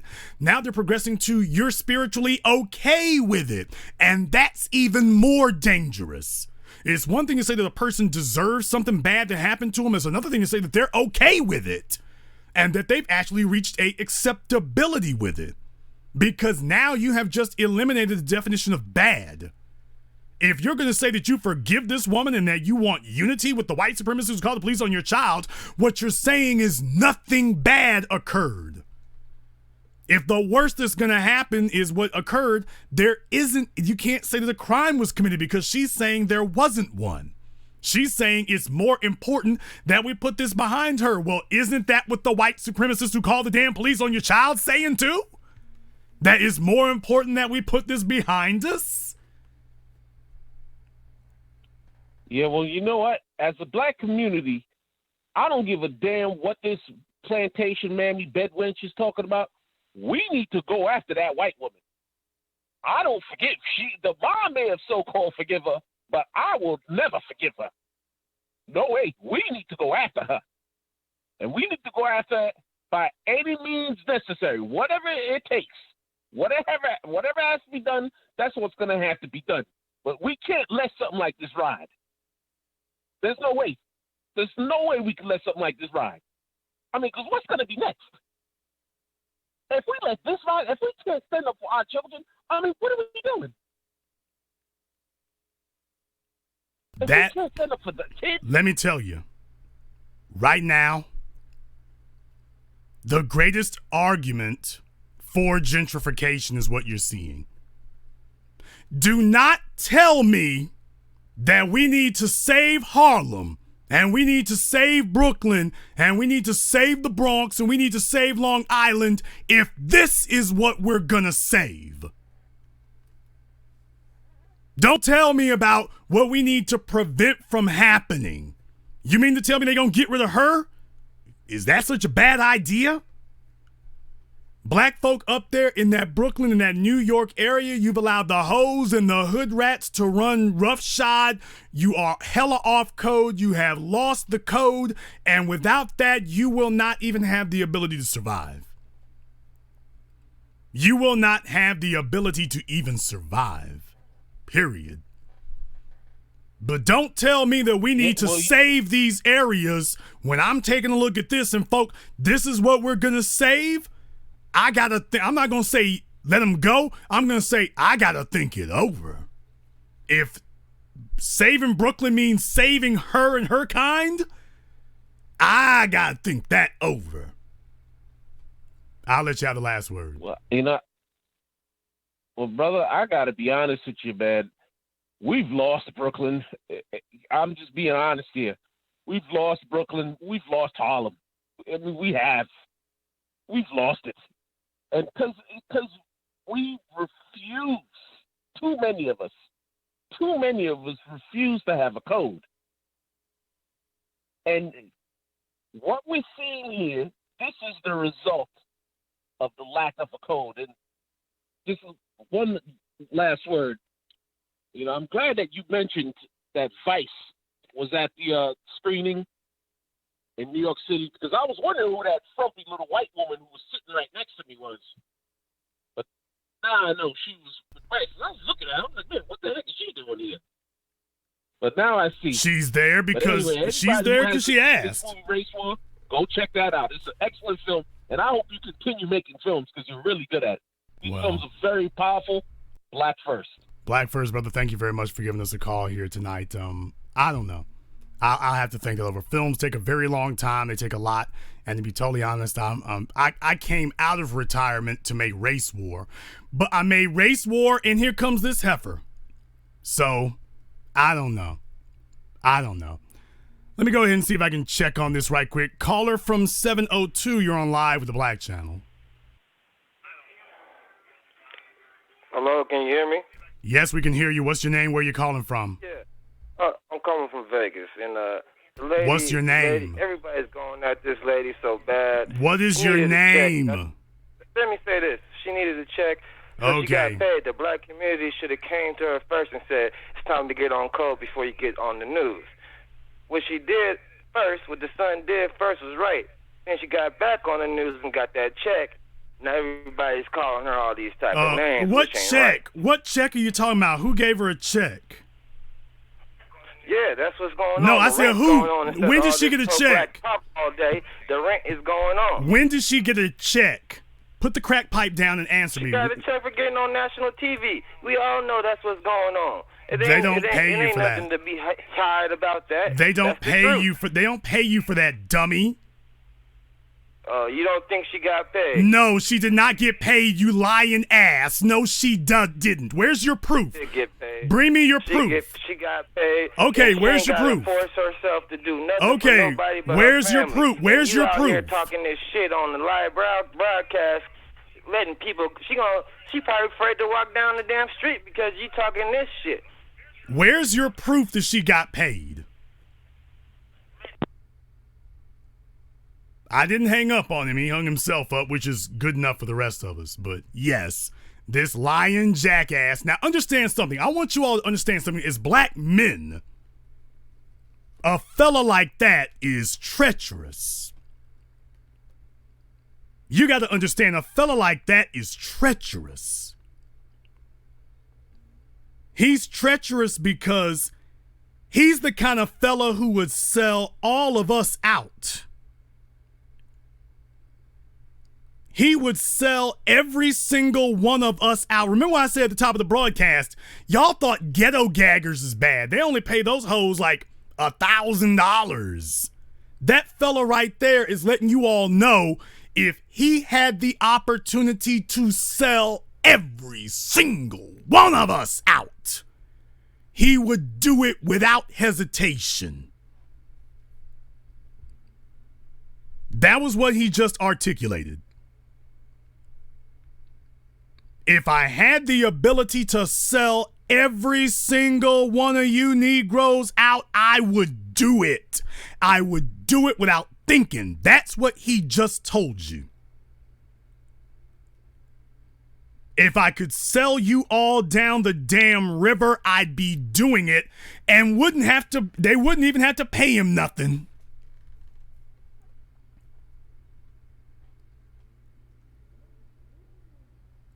Wouldn't even have to give him anything. This is what we are up against as black people. This endless parade of individuals who in their corners and in their circles is something to be proud of. He was bragging. He was bragging. That's what he was doing. He was bragging. Caller from 706, you're on live with the Black Channel. Hello, can you hear me this time, Jason Black? Yes, what's your name? Where you calling from? My name is Darius Lamp, and I'm calling from North Carolina A&T University. Okay, and what's on your mind? When I saw the black child, when he said I wouldn't forgive her, I felt proud because I was like, you know what? This is a black child that know what he doing. He ain't going to forgive her. But then when I saw that mama come out and say, nah, I don't want no harm. I don't want nothing to happen to her. I literally couldn't watch the interview again. I was that angry because as a young black person, I'm tired of this nonsense and these games being played. These race soldiers ain't playing no damn game. And I'm tired of black people playing these games. Oh, well, we just need to forgive. Do they forgive O.J. Simpson? Do they forgive Bill Cosby? I don't hear none of that. So why do we put this garbage out here like it's a game, like it's cute and it's funny?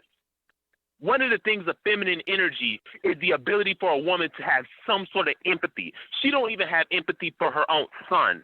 I would never sell out my son. I would risk my own life because that's a living example of me. My child is a reflection of me. And if you are willing to sell out your child, that shows me who you really are. She did it without hesitation. They had the right answer. Her son gave the right answer, and she stopped her son after he gave the right answer, took him behind the woodshed, beat him into submission, and told him, you need to go back out there and say the wrong answer. I am going to say this tonight unequivocally and unapologetically, and I will not compromise.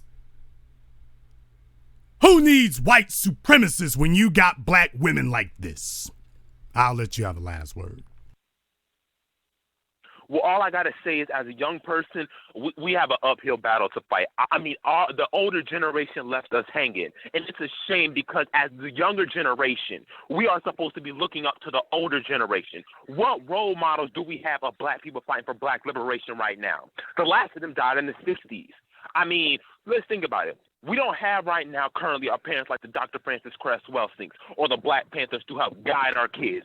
And so right now what you have are a bunch of kids who do not know their history, do not know where they're from, don't know what's going on, and think this is a game. And I'm telling you straight up, Jason, as somebody who just turned 19, because I just turned 19 a week ago, I'm here for the liberation and I'm all in. I'm tired of these games. I'm not here playing no more. And I have a question for black people. Are you going to keep playing these games or are you going to get up and actually do something? Because I'm done with this nonsense. Couldn't have said better myself. Thank you very much for checking in with us here tonight.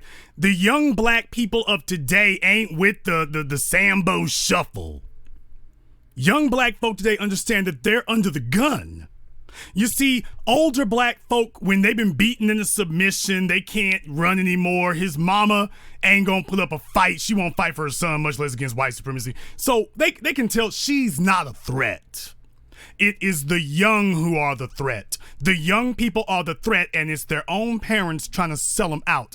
The young people are acutely aware of the danger that they're in. They're acutely aware of how dangerous this situation is for them. And that's why the young people ain't trying to have it. Because his mammy isn't the one who got the police called on her.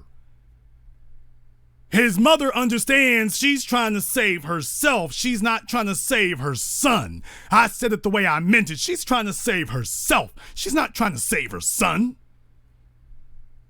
As a matter of fact, she's the kind of wench who, if something happened to her son, she would beat the ambulance. She wouldn't call an ambulance, she'd call a lawyer. She'd let her son die and just, well, let me see if I can get a lawyer to call up here. From her actions, it's very clear what type of person she is. Caller from 703, you're on live with the Black Channel. Hey, Jason Black. This is Jazzy calling from Cary, North Carolina. How are you? Jazzy from North Carolina, what's on your mind? I'm listening to the young man on your screen, and you're speaking about how he said he won't forgive the person, and I'm just a little concerned.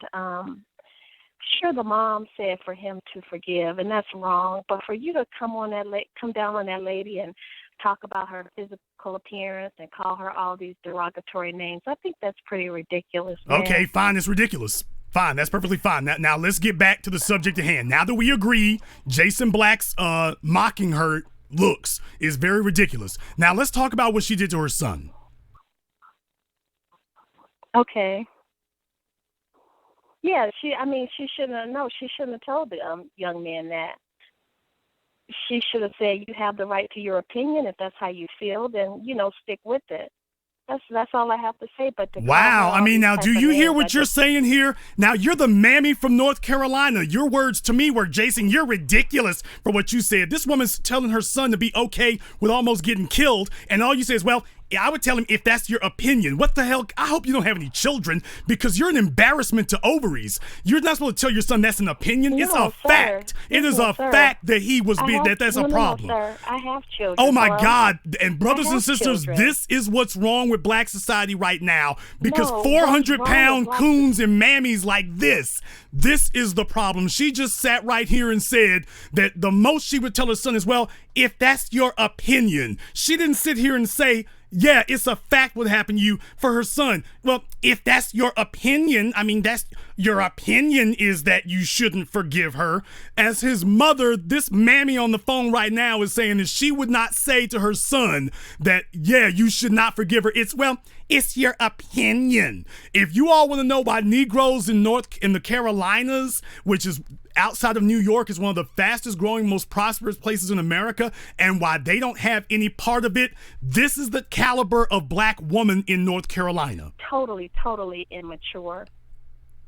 Just the name call people is just very immature. Right, this kind of heifer right here. This is the problem in black society right now. If you want to know why black men in Raleigh and Charlotte act a certain way, this is your black womanhood in North Carolina. This is what she would tell. Now, to me, she had no problem saying that I was ridiculous. I was rude. Okay, and the woman who just said her son should be okay with getting killed. Well, you know, that ain't right. These folks who have this passive, aggressive hatred for black males, these are traitors living among us. And North Carolina, this is the problem. They're making derogatory comments about black women. You're not a black woman. You are an embarrassment. Any opportunity. This is the problem right there. Caller from 901. You're on live with the Black Channel. What's going on, Jason Black? This is Elliot from Memphis calling. Elliot from Memphis. I hope it goes better there. It is, my man. So I drove to Atlanta to watch the film, and brother, it is a great piece of work. The film was really engaging. I had a couple of questions. Man, a couple of camera angles you shot of Richard Spencer seemed really, really great angles, but I found that it kind of bothered me because it made him look really powerful. Was that something you did intentionally to kind of like engage the audience? Oh, you're talking about my cinematography. Well, first of all, let me be very clear about cinematography. I'm not here to put out a bad-looking movie. I'm not here to do that. Let you go. Somebody else will have to put out a bad-looking film. I'm not going to do that. I'm not going to sit up here and spend all that money and all that time to bring you back cartoon caricatures. Because the truth of the matter is that type of propagandistic rigging of camera angles and stuff, I didn't go out of my way to make him look a certain way. That's the way he is. Richard Spencer's not a short dude. He's not morbidly obese. He knows how to dress for the camera. He knows how to do his hair and everything. He's part of this intelligentsia that knows they have to be photogenic. When I talked to a Jamu Baraka, he was talking about the alt-right, that these are younger white males who understand that they can't look like the long beards, biker-looking big bellies of the 1960s, the Bull Connors and whatnot. They can't look like that. So this is not a matter of, do I want to make him look powerful? Richard Spencer dresses a certain way, and he doesn't look slovenly. These guys understand how to look in front of a camera. So we have to be aware that the old days where, you know, these guys are the orcs and we're, you know, from the Lord of the Rings, we're the Hobbit and the, you know, the good guys. That's not the way this is going to go, man. These guys are not going to come up to us dressed like a bunch of bums, where the black nationalists are dressed in nice suits and these guys are dressed like bums. That's not the way it is. This is reality. Richard Spencer does not look like a card-carrying Nazi. Neither does Jared Taylor. They don't look that way. And what you see when you look at them in real life, that's what you would be up against. So I didn't do anything but try to make a good-looking movie. But yeah, They don't look like grinning ghouls. No, they don't. Very good point. And two, man, I can see why, from a strategic point, why Vice did not let you use that film, because, man, that would have been, I mean, the film was already a knockout, but that would have taken it over the edge. And I see why you really wanted it. It would have been a great piece to add on already a great piece of work. And another thing, something that kind of observed was in the theater, you know, the tone or the spirit of the movie was pretty serious, man. And I noticed on a few parts where Jared Taylor or Richard Spencer made some real son of a gun remarks, and it was stone cold. They weren't laughing. They weren't missing the words. They weren't giving any unnecessary pauses. They meant what they said. And a lot of black people in the theater started laughing. And you hit the nail on the head where you were like, yeah, these people are trying to kill you. And they're serious about it. But then how a few people consumed that was they thought it was kind of comical. And I found that pretty interesting. Yeah, these people are talking about killing you, and our reaction to them is to giggle. I don't find a damn thing funny about somebody wanting to kill me. I don't find a damn thing funny about that. And that just shows you how unprepared even the ones that I bring to my screening, there's a number of black folk there who are just unprepared for survival. This is no laughing matter. But look at our reflexive reaction to it. That's the problem. Thank you very much for your phone call tonight. Please do give us a call again. Definitely Vice TV, what he's referring to, I wanted to use the footage from Vice, and you can all go take a look at it on Vice's YouTube channel. So it's not a matter that Vice, that it was a really bad thing. It's on Vice's YouTube channel right now. You can go look it up, Vice TV Charlottesville. And you can see it from April of 2017. The footage is still there. It's still there. Still there. And we as black people, they didn't want me to be able to use the snippet that I wanted to use. I didn't want to use the whole thing. I only wanted to use the part where Chris Cantwell talked about Heather Heyer. Where Chris Cantwell said that Heather Heyer got killed because she was too stupid to move out of the way of the car. I wanted to use that part. Vice TV, Gavin McInnes's outfit. And like I say, Tariq Nasheed has been at Gavin's throat for years. He's been talking about that guy for years. And Gavin McInnes's outfit has been watching my work. Gavin McInnes's outfit was emailing us. They have been monitoring it for weeks. I can tell you right now, they have known at least since August. I contacted them in August for the footage, and they wouldn't give it to me. So Vice TV is very well aware of race war. And if you think that they stopped monitoring after that, you're wrong. You're wrong. Not at all. Not at all.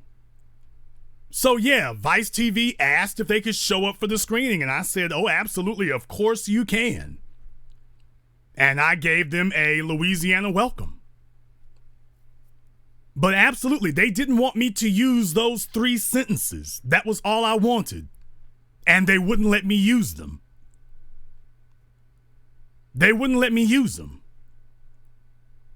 So Gavin McInnes's outfit is a mock news outlet paid for by HBO for the purposes of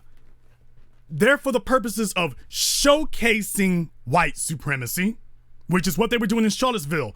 They were showcasing white supremacy, but not fighting it. They were introducing you to white supremacists, but they weren't fighting them. And that's the game that the white media plays. They'll do a little puff piece about white supremacists to get ratings, but when it comes time to discuss deconstructing white supremacy and deconstructing the white supremacist apparatus, all of a sudden they stop helping you.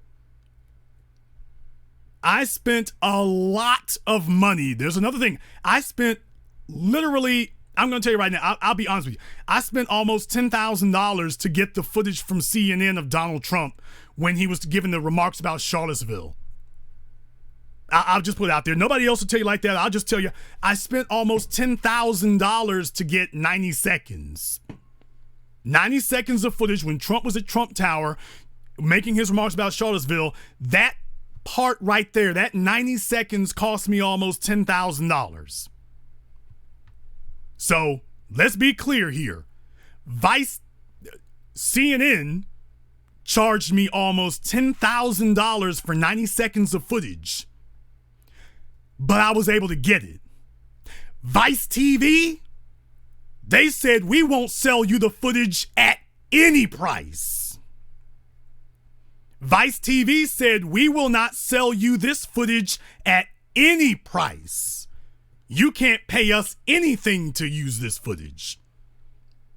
When they saw what my documentary was about, Vice TV, at least CNN was willing to do it for $10,000. Vice said, you can't get it at any price.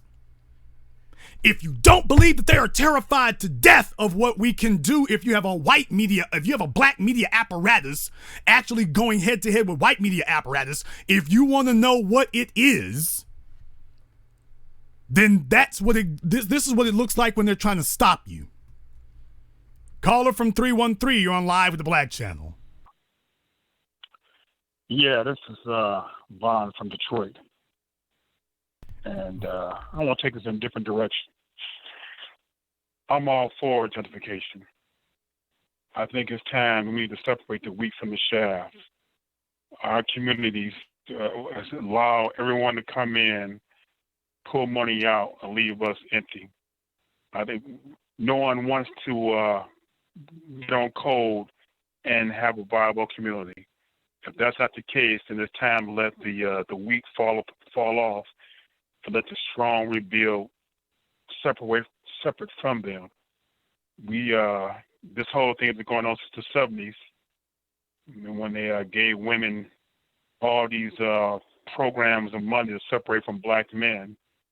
They jumped on it, and for almost 4 generations, they've been separating themselves and seeing themselves as better than men. So we all know that's a lie. You take away that government money, they'll fall in line quick. Right, but here's the problem, brother. Here's the problem. What you are explaining is the problem. Absolutely, it's the problem. Here's the issue with that. The white government is not going to go away.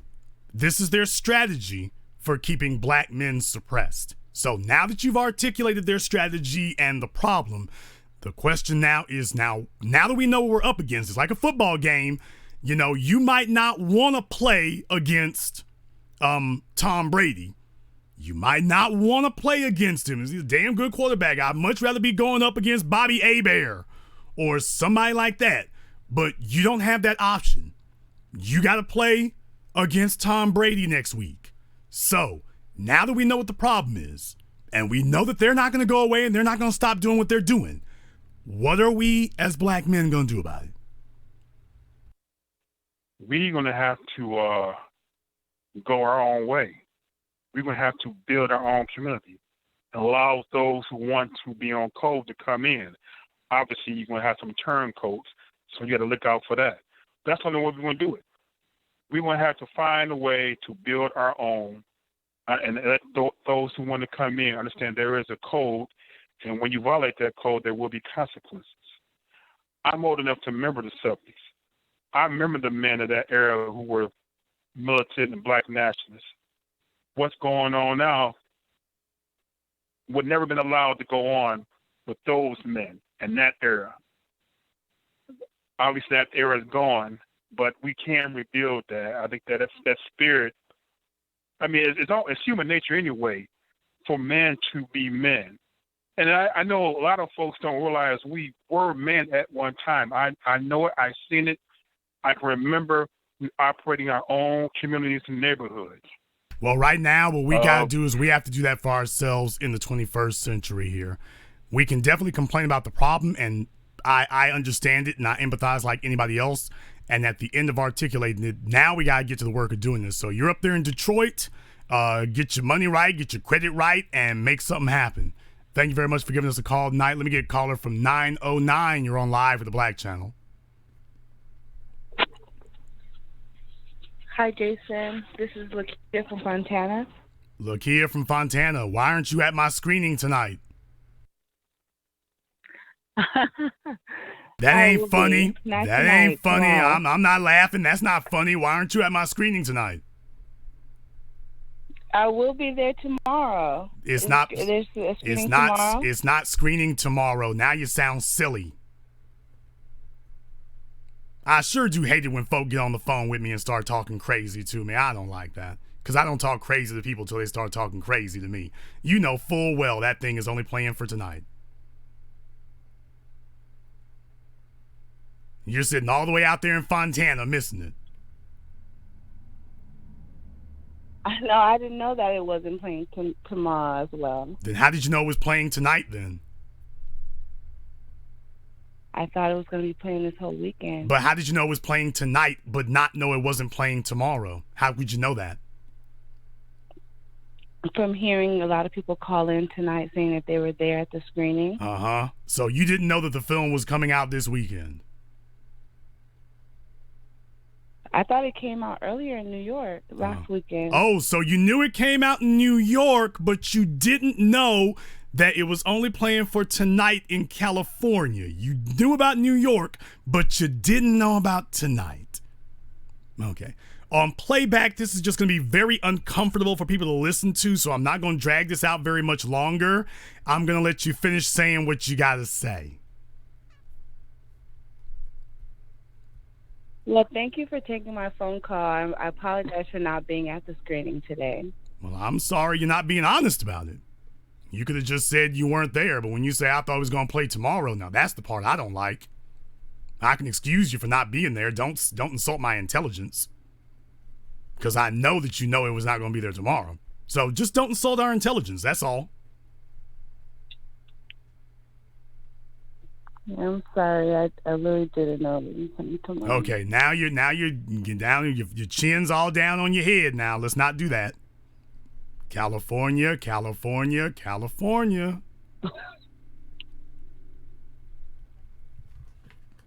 Fontana is a 1-hour drive from the theater. In any case, what did you call to say? Yes, the reason I was calling was because of an evaluation I received at work, and I wanted to get your opinion on it or your advice. Make it quick. Well, I'm a special education teacher, and I have to pull students out to the library from class.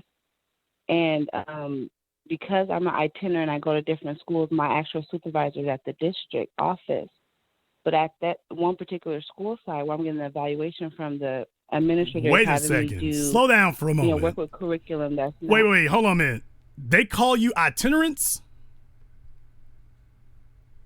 Yes. Wow. Okay. Go ahead and finish. Wow. Itinerant. Okay. Go ahead.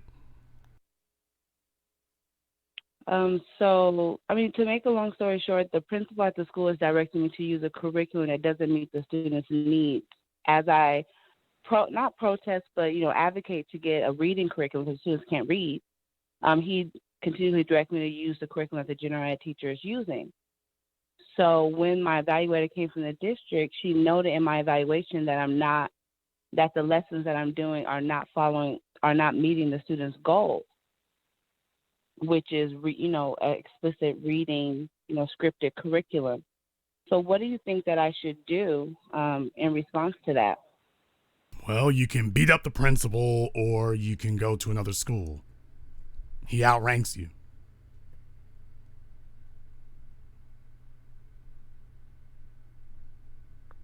See, I can't choose to go to another school. If they place me there, I have to stay there until they move me to another school. Okay. Well, you can voice your displeasure over it. I suppose you can talk to the children's parents individually.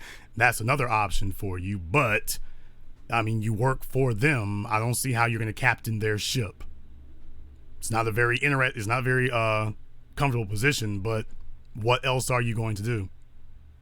That even if you do whoop the principal, they'll just replace him with somebody else who's going to say the same thing. But I don't see how you're going to outrank him. Even if you're not happy with the curriculum, there's only so much wiggle room that you're going to have in a public school. So it's really out of your hands as far as that's concerned. I would finish my time to get done with that itinerant situation. My God, they call them itinerants. I'd finish my time for that. But other than that, I mean, if you're not allowed to, do the lesson plans or curriculum how you want to, you're going to have to go to a place that will let you. That's really the only option you're going to have. Okay. Thank you very much for giving us a call tonight. Let me get caller from 513. You're on live with the Black Channel. Hi, Jason. This is Ron from Cincinnati. Ron from Cincinnati, what's on your mind? I just want to call and say thank you for the work that you do. I was at the New York premiere of Race War. It's actually the first documentary of yours that I've seen. I've only been following you for about a year now, but it's really been life-changing, really motivating, and I just want to thank you for that. I also just want to say about the point of this video, I really appreciate you making it a point to talk about it, because the thing about this young man is, like, I really relate to him, and just all in all, to make my point very short, this young man is still going to have to deal with all of the woes of being black in America, and he's going to have to be held accountable for his blackness and his potential for combating white supremacy. So it's really offensive to me as a man in my 20s who was raised predominantly around women, who taught me to be docile and taught me to be submissive. And it wasn't until that I got to adulthood and early manhood that I realized that none of that was going to change being a black man in America. And, I don't want to be long-winded, and I just wanted to make that point and just share my appreciation for the work that you've done and for making this a point to talk about it. What we have to face here is, right now in this society, the image that you see on your screen right there is indicative of the problem. We are witnessing the evolution of the plantation. The plantation has evolved where black people are walking around, quote unquote, freely in the society, and yet there are a generation of mammies who never grew up with a physical chain around their ankle, and yet they are emulating all of the exact same subservient strategies to neuter and castrate their own sons. Because her whole thing here is trying to make sure her son is not a threat, so she can tell herself that her life will be easier while she sells out the children, while she sells out her own baby. They did it on the plantations. They put the women in charge of selling out the children. They put the women in charge of subjugating and selling out the kids.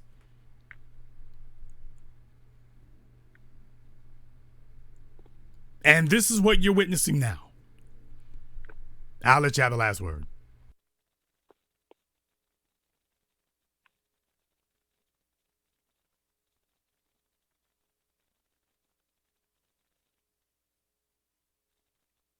His last word was silence. Caller from 646, you're on live with the Black Channel. Oh, Jason Black. Yes, that's me. What's your name? What's your name? Where you calling from? My name is Dre. I'm originally from New York, but I live in New Jersey now. What part of New York? Brooklyn. Brooklyn. What's on your mind? A very gentrified neighborhood now, Park Slope. No, it's not. Brooklyn is not gentrified. Brooklyn is colonized.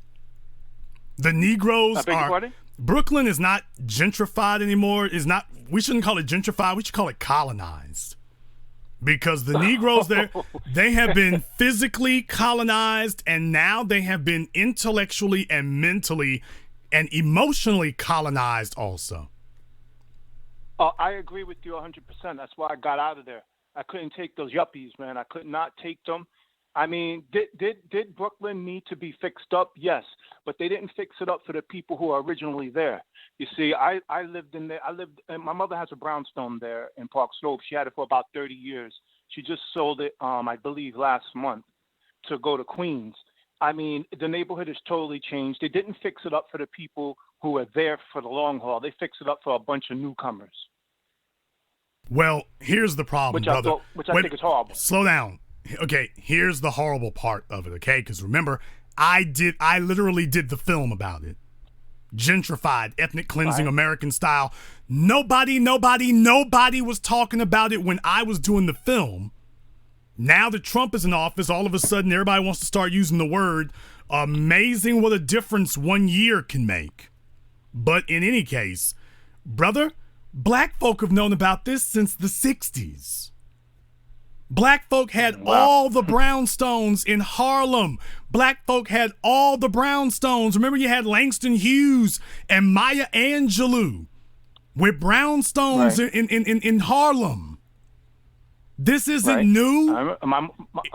It's not. Told me the story. Yeah, but my point is, it's not new. Black folk didn't just wake up in 2018 and realize that what was going on. Black folk as a group did not take the threat seriously. When the civil rights generation came around, that spoiled group of lazy malcontents, that the black folk from the World War II generation got it, and then the civil rights generation squandered it. And they did not. You said that they fixed up the neighborhood. Here's the problem, brother. When you say they, you talking about the white folk. What about the black? Exactly. But what about the black folk who own the brownstones? What is their stop? What is their obligation to fix up and renovate the neighborhood that they're in? Because when white folk move in, all of a sudden black folk want to start investing. All of a sudden money they didn't have before. When white folks start moving in, all of a sudden Negroes start finding money.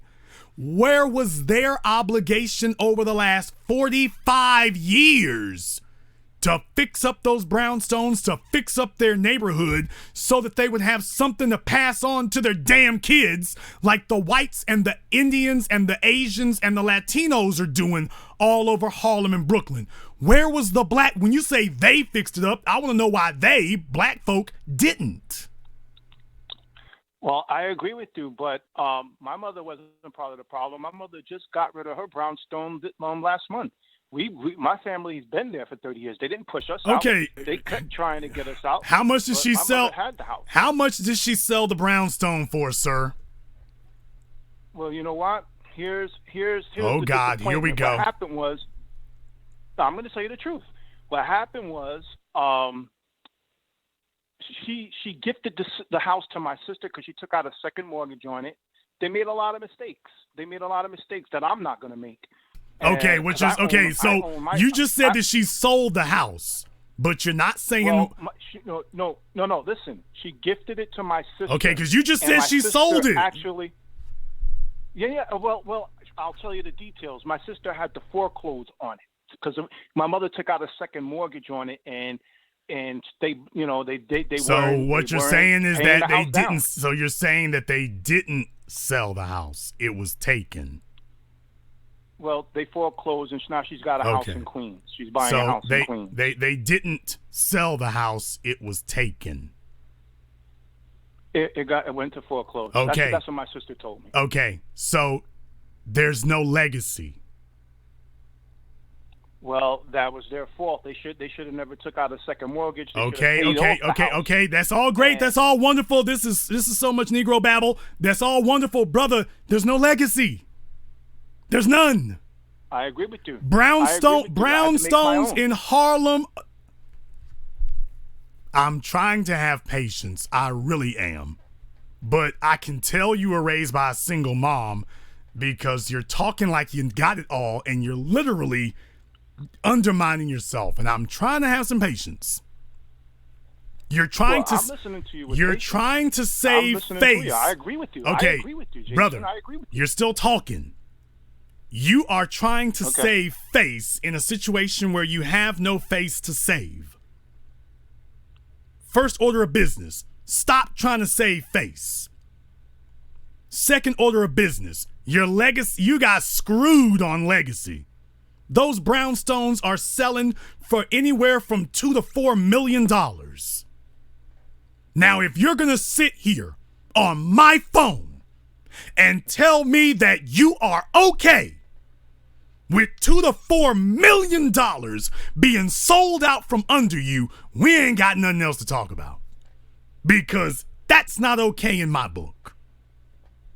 It's not okay in mine either. But I went and got my own property, and I'm paying it off. I can only learn from other people's mistakes. I didn't have no control over the house. It wasn't mine. In fact, they outcasted me out of it. Well, it's very unfortunate that occurred because now your legacy is going to belong to somebody else. We as black people keep committing treason against our children. A parent has a right to do many things, but there is one thing above all others that no parent has any right whatsoever to do to their child. You have no rights whatsoever to leave them with less in the future than you inherited. That's treason. I agree. Nope, that is criminal. No parent is supposed to leave their child less than they themselves inherited. At the very least, your child should be able to start where you are. Your child shouldn't be starting behind. And if your child, if you are not putting away something for your children, then that's a big ass issue. Because we got a bunch of black folk in Harlem and Brooklyn sitting on brownstones, sitting on houses, or at least they used to. Every time I go to New York, and I try to go as infrequently as I can, but every time I go to New York, when I drive through Brooklyn, when I drive through Harlem, when I drive through Spanish Harlem, when I drive through the Bronx, I'm going to have to start going through the Bronx now, but because I'm pretty much writing off Harlem and Brooklyn now. When I go through there, I'm seeing where, for those of you who don't know, in a lot of these neighborhoods where they have those on the streets, because there's only certain streets that have brownstones, so don't tell yourselves that the whole city looks like that, because they don't. But for those of you who don't live up there and don't realize, it's not like that everywhere. So on the streets that have the brownstones, you all don't understand. What you'll find is, they're all built really like row houses, but they're all built in this long line.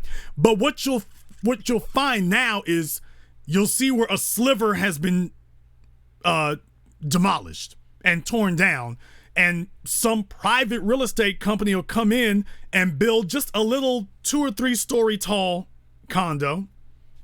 So it's not you got all these brownstones, and right there where there should be a brownstone, there's this 3 or 4 story condo is what they're doing. And that is going to be the future. The future on those streets that have the brownstones now, when it's impossible to renovate them, that's what you're going to be witnessing, is these little micro apartments going up. That's the new development hustle up there in New York where the brownstones are. That's for the ones where they don't buy a whole block. If they're able to buy a corner, then they just build an outright apartment building to begin with. And black folk are losing it. Now, if you go into the Bronx, which is really the Bronx, which, I mean, that's the murder capital of New York now, is the Bronx. Every week we're hearing about some new act of debauchery, and understand that plays into the white supremacist developers' hands. They want the Bronx because the rest of the city is safe.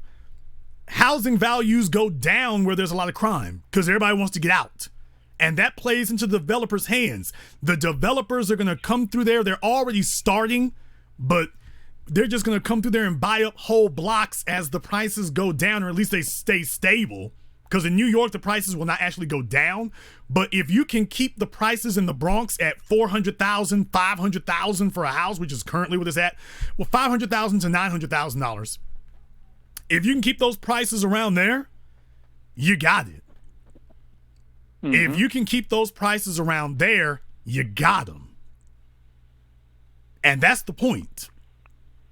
That's the point. And we as black folk have sold out the children. And I can't even say that it's okay in Jersey anymore. I've been through Jersey City. I have a panning shot in Race War of a Jersey City. It's not safe. Well, they got Carlo's Bakery over there and stuff. That's not safe. It's not safe. Newark is bad. Newark is in the crosshairs. It's all a game. It's all a game. What is happening with New York and New Jersey, the only reason that it hasn't flooded over to New Jersey is because of their horrific tax structure and their horrific regulations for it. But brother, $1 million can solve all of that. So what's going to happen is just the very richest will come in and get that stuff, and you won't be able to do it. Newark, New Jersey is a trash heap today, and that is a developer's dream, is to be a hop, skip, and brother, they're going to put up when they get ready to move into Newark, because that's where the airport is. So Newark is never, they got that refinery out there. When you come up the New Jersey Turnpike, they got that refinery and they got the airport out there. I pass by it every time I come up the Jersey Turnpike to go to New York. You pass it all the time. Over there on the left-hand side, if you're going into New York, it's on your right-hand side if you're leaving. But Newark Airport. So, and that's the preferred location for people if you want to get a break on airline prices.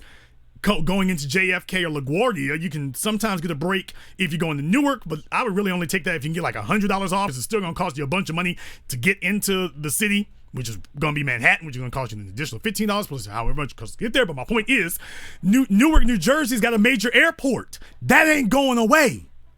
That right there is the anchor. That is the anchor that is going to keep big money in Newark. Now, and that gives them an anchor to build around. So what you're going to have here in the next 20 years, brother, they're going to put up a big-ass sign that says New Newark or something like that. Or I'm serious. It'll be Newark, New Jersey, but you're going to see all these signs for developments. Right now, they haven't figured out how they're going to do that. But like the hood areas, and every time you go off the freeway, you're sitting in these little-ass houses. It's just so different from New York. I'm sitting there looking at those neighborhoods like, man, $1 million would buy the whole damn block up. Right. $10 million could buy a whole part of the city.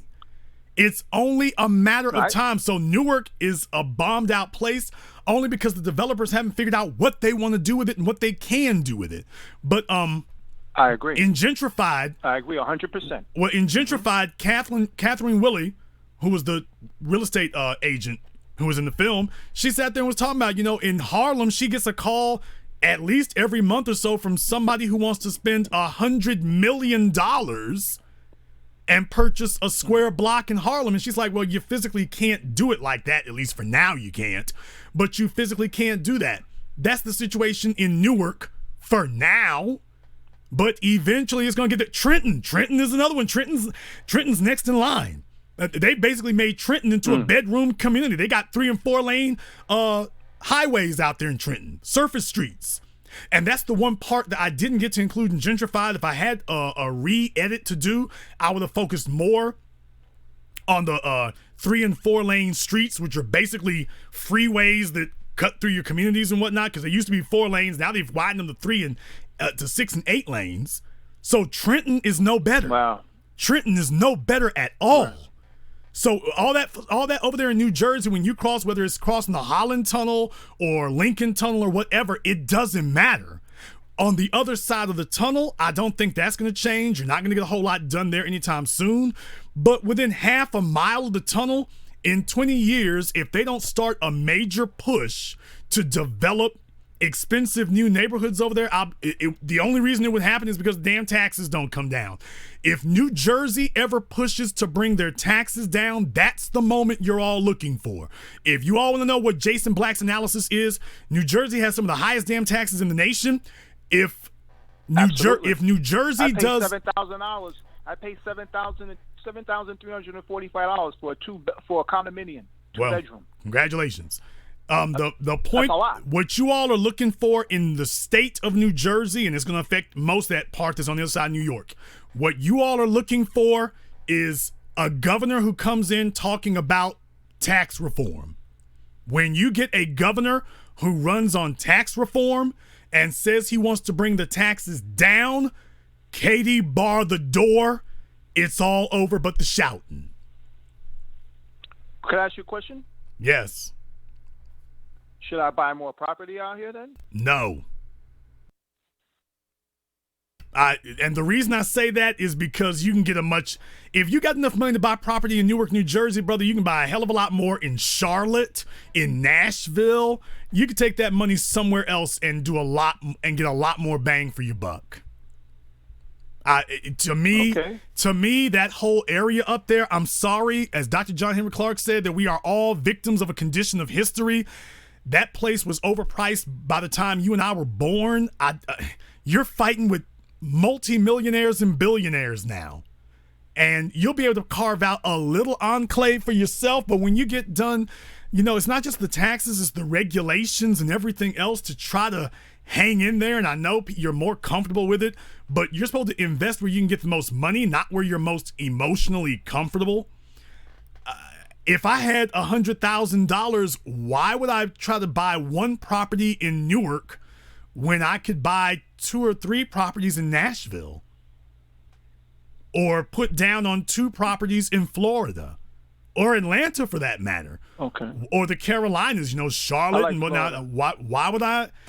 If I had $100,000, if I was interested in investing $100,000, why would I do it in New York or New Jersey with all the taxes and everything else you're going to have to pay later when there are states that don't charge income tax at all? When there are states with few regulations. Okay. I mean, just the income tax issue alone, the property tax issue, property taxes and income taxes alone. Think about a place like Florida that has no income tax. He's got property tax. 90 seconds. They have property taxes that comparatively, their property taxes are comparatively larger than a lot of other states. But to be totally honest, you'll be making more money there, so that that's a wash. So I'm just saying, if I had to think about it, why on earth would I do it in the Northeast? It's hideously overcrowded. It's not getting any better. The prices are only getting worse. Your money would go a lot further. You literally could take your money anywhere else and do better than they're doing up there. Literally. Well, thanks. I mean, that's why I listen to your show a lot. So I did get a lot of, He listens to my show so much, he doesn't know it's not a show, it's a broadcast. I beg your pardon? You listen to my show so much that you didn't know it's not a show, it's a broadcast, but go ahead. It's a broadcast. I mean, all right. Yeah. I'm just giving you your props. I listen to you a lot. I quote you a lot. My wife asks me questions, and if she doesn't know the answer, I'll just go look it up. So I listen a lot, and I actually like a lot of the things you say. And I do come from a 2-parent home. I'm not a product of a 10 mother. seconds. And all I can do is learn from my parents' mistakes and pay off my property before I try to take out a second mortgage, because that's just to get me to take all the equity that I put in the house to take it out of it, and then people get overextended. So I'm learning from other people's mistakes, and that's I can't be at fault for what they did. I can only be at fault for what I do. Well, the next time that somebody asks you the story of what happened to the house, a suggestion: don't start the story with, well, my mom did okay, they sold the house. Start there. Okay. Thank you very much for giving us a call tonight. Please do give us a call again. Let me get caller from 305. Speaking of Florida, you're on live with the Black Channel. Caller from 305, last try. You're on live. Caller from 305 is doped up running down the highway. Caller from 678, you're on live with the Black Channel. Peace, brother. What's your name? Where you calling from? My name is Aurora. 678 area code, but I'm here in Charlotte. Okay. And what's on your mind? I was wondering when you were if you were gonna have the screening here in Charlotte. But no. It's okay. I'll just purchase the DVD as I have with the other two, Gentrified and 7 a.m. And I also wanted to, give you a shout out. Thank you for making these films. Thank you for being a pivotal part of Black media, along with Professor Truth. I really, really appreciate you. And thank you for speaking about that mammy today, because I went in on her on Instagram, and the look that she gave her child said it all for me. It said that she forced him to say that. She talked him into saying that because he hesitated. He did not want to say that. So I thank you for speaking out on this today, brother. I wish you continued success, and please continue to make some more films. We need you. We absolutely need you in this fight. Well, thank you very much for giving us a call tonight, and thank you for your accolades. Please do give us a call again. Clearly, he was coerced by his mother, and that's the shameful part of it. We're going to take one or two more phone calls here before I wrap things up. Let me get caller from 803. You're on live with the Black Channel. Hey, Jason. My name is Nathaniel from Rock Hill, South Carolina. How you doing? Nathaniel from the South Carolina. What's on your mind? I want to try and dissuade Black people from this ridiculous notion that we need unity. You're never going to have unity. And why the fuck would you want to unify with a bunch of lazy, shiftless, uninspired Negroes? Number one. All you need are 5, 6, 7 determined, like-minded Black men ready to pool their resources and strategize to bring an idea to fruition. Stop with this unity bullshit. Also, I'd appreciate it if Black people stopped with this ridiculous idea that you're waiting on some fucking leader to guide you. What kind of man are you sitting around using the stupid fucking excuse that you're waiting on some leader to show you what to do? You live in a free market society. If you have an idea, get in the arena. If you have a product you think you can improve on, get in the arena. If you have a service that you can provide better than the next person, get in the fucking arena. If you are not talking in building, you should shut the fuck up. Please. Nobody wants to hear you sit there and run your fucking mouth with all your ridiculous goddamn ideas, waiting on unity, waiting on a leader. Please shut that shit up.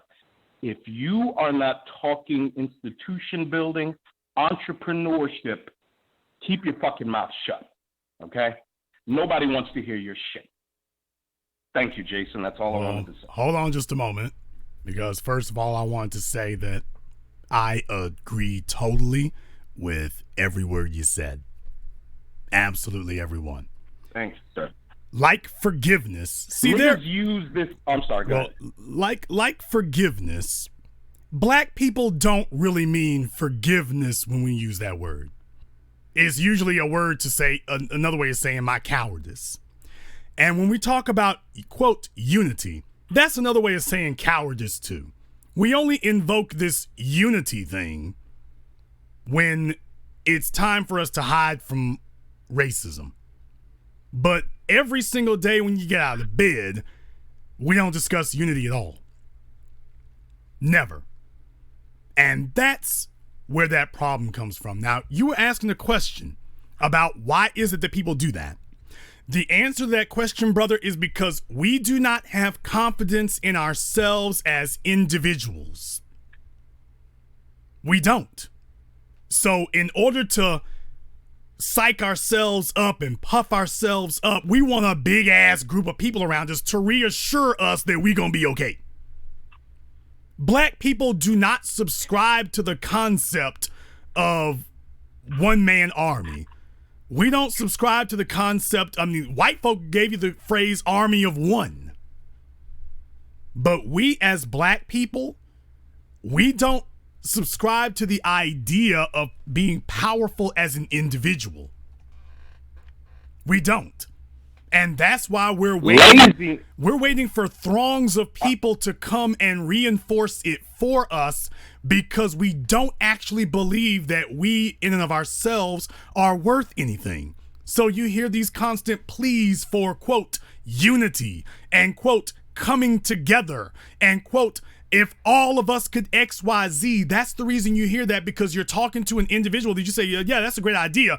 By the way, what have you accomplished as an individual? And watch it as the room gets deathly silent.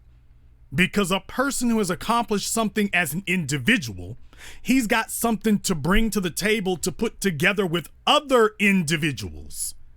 But a person who's never built anything or accomplished anything, forget building, they've never accomplished anything successfully on their own, they need other people to give them encouragement.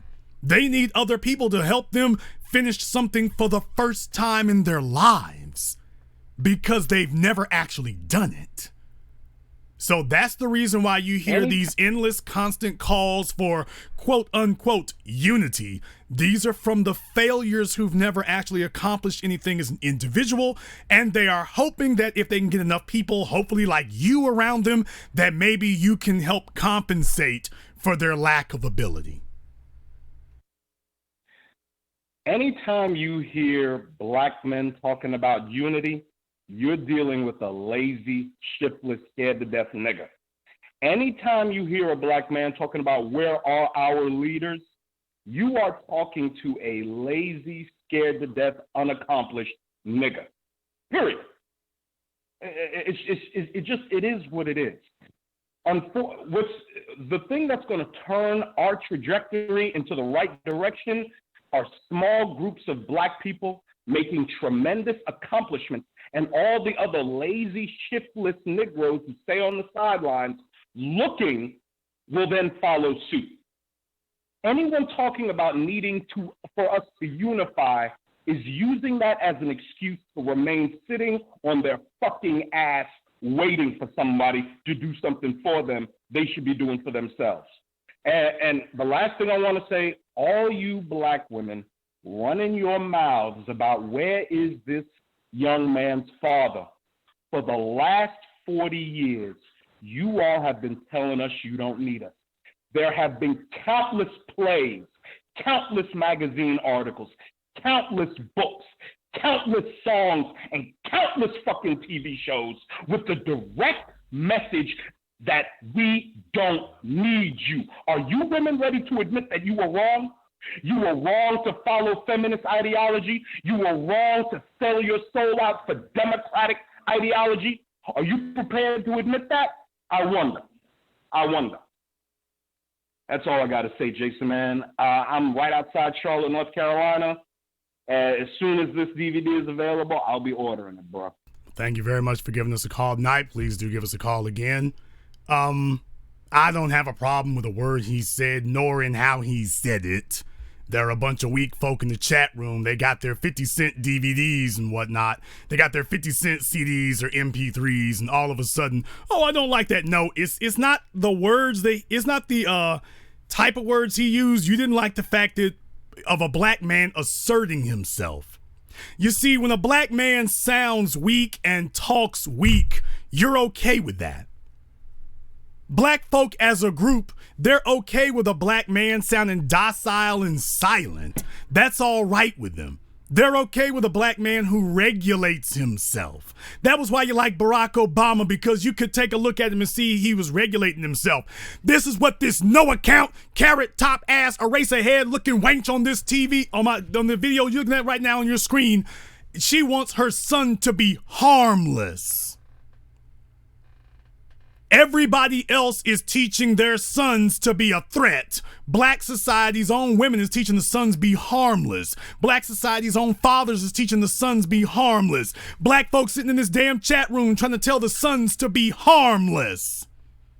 So explain to me, when every other group of people is raising their sons to be grizzly bears, and then you're telling your black sons that they need to walk out there and be teddy bears, what the hell are you, how the hell are they going to defend themselves? You got a bunch of folk up here claim that they're not religious people, but they sure do give the Jesus will provide mentality. They just don't say Jesus.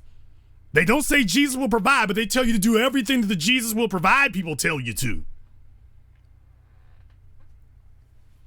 No, as black men, we need to be a threat. Abso-damn-lutely. As black men, we need to be a threat. As black men, we need to assert ourselves. As black men, we need to make people damned uncomfortable with our presence. You damn right, that's what we need to be. And let me say one more thing right here.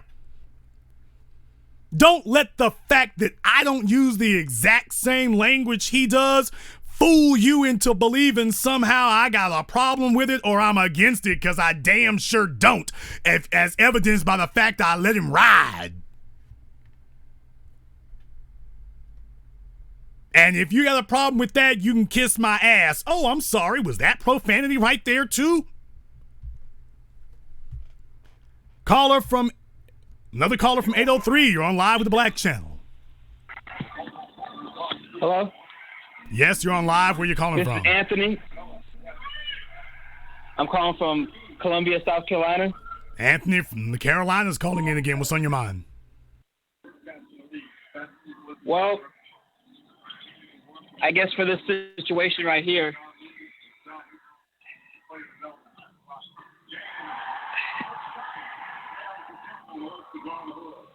Okay, he's distracted. Caller from 404, you're on live with the Black Channel.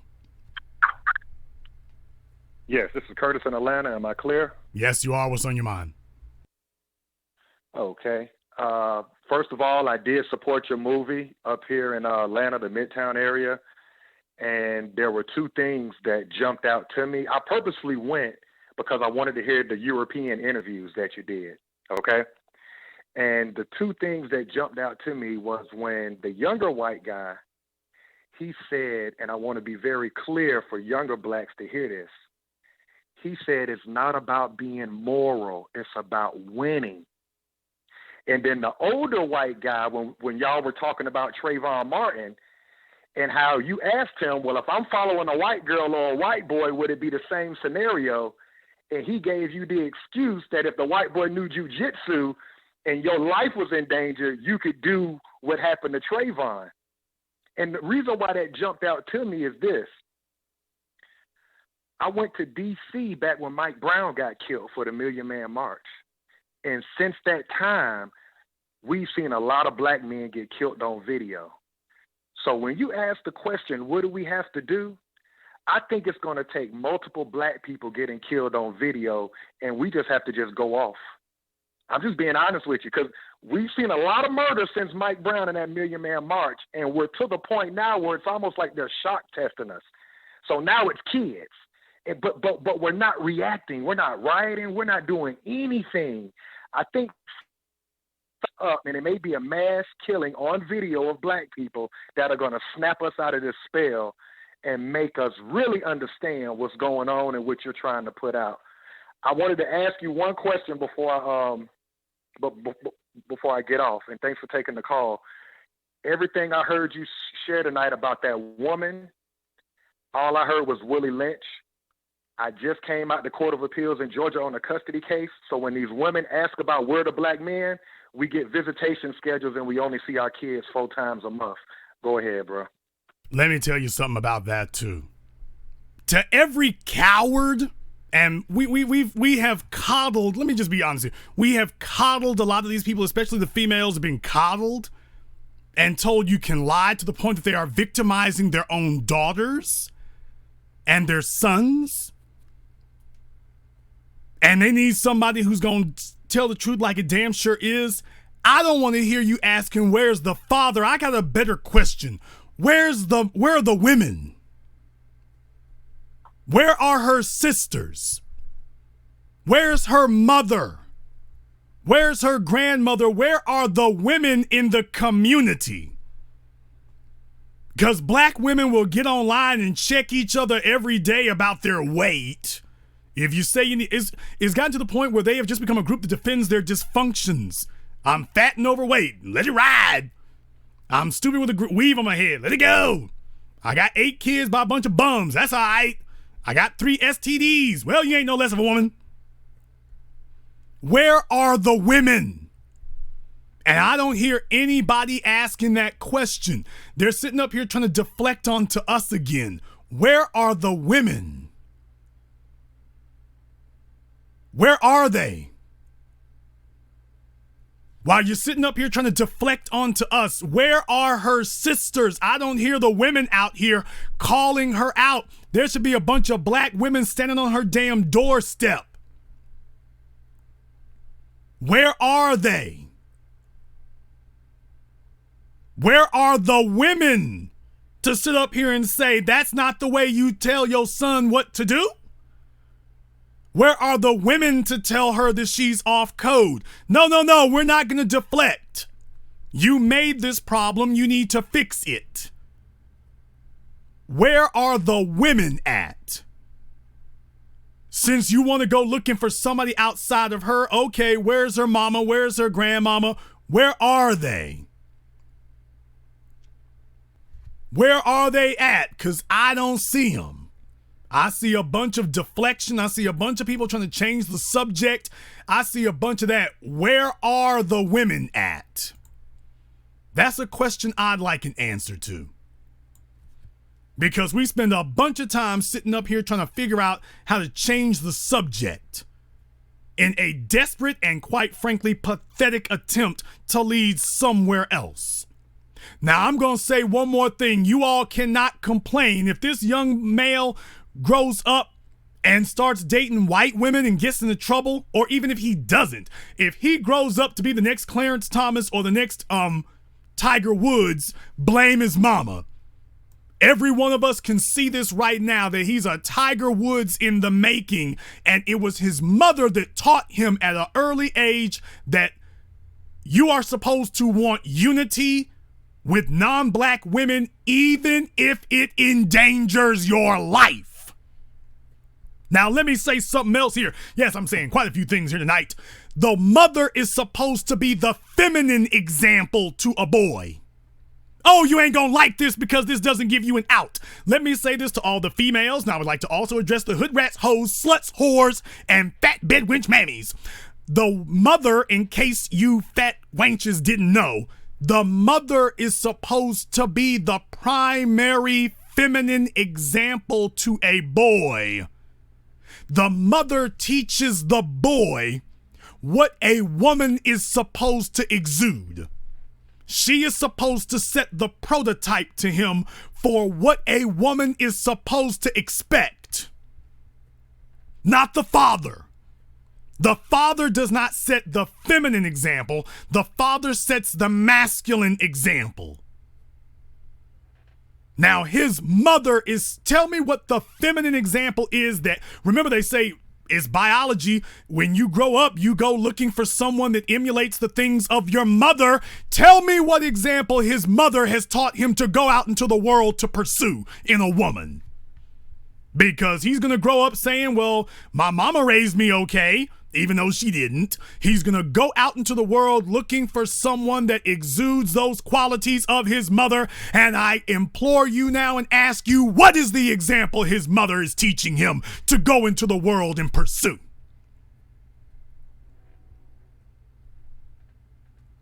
What is the example that this woman is setting for him that he is going to go into the world chasing? That he's going to go into the world desiring, that he's going to go into the world comfortable with? He's grown up. He's going to have grown up with this woman for 18, 20 years. This is the feminine example. And the feminine example he's taught, I want to get a woman who bows down to white women, who says, forgive, who, when you beat on us, talks about unity, because we ain't supposed to be out here fighting. We need unity, and we need to be chasing here. That's the woman he's supposed to be chasing. So even if the father is in the home, that's not going to set the feminine example. When it comes to women, he's going to look for this example. The woman sitting right there. So with her damn mohawk copper top that she's got on top of her head, teaching him that the primary way that you respond to racism isn't by confronting it. The way you respond to racism is by reconciling with it. That's what the feminine example in his life just taught him.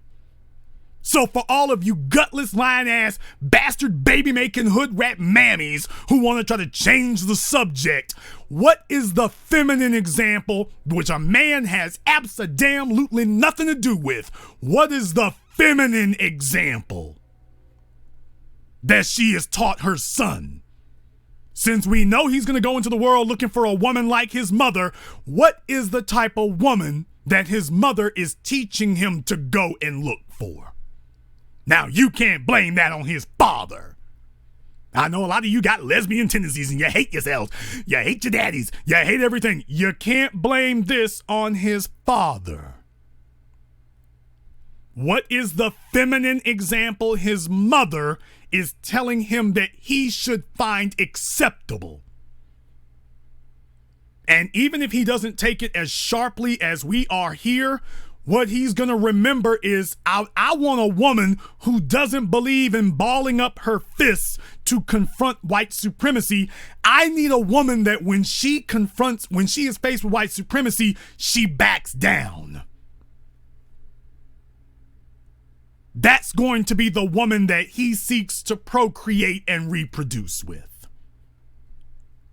When I taught you all that coonery is generational, that it didn't just start where you're looking at it, when I taught you that coonery is generational, and that mammies like this heifer on this screen here, and I'm saying it the way I'm almost saying it the way I mean it.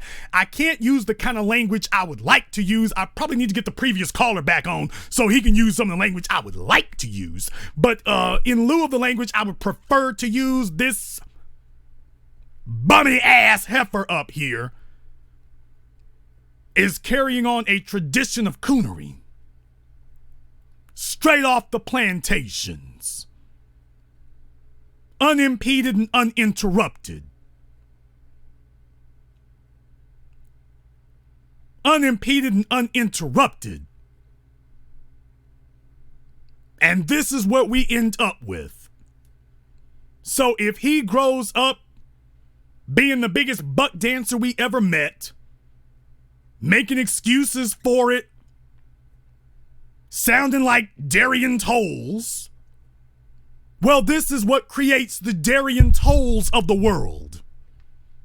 If you don't like the Darian Tolles of the world, take a look at your screen right now. Look at the mammy there. This is what creates them. And the fact that we do not have a united effort by our women to check each other on it, this is the problem. This is the problem. The women are supposed to be setting a feminine example. It's not up to men to set a feminine example. That's not our job. We set the masculine, you set the feminine. And the feminine is checked out. The feminine is checked out. Where are the women? What is the example of womanhood that she is teaching this boy to desire? What is the example of womanhood that he is learning from her that he himself will go and attempt to date and marry when he grows up? What's the example? Womanhood in the mold of Coretta Scott King and Betty Shabazz, or womanhood in the mold of Stacey Dash and Omarosa.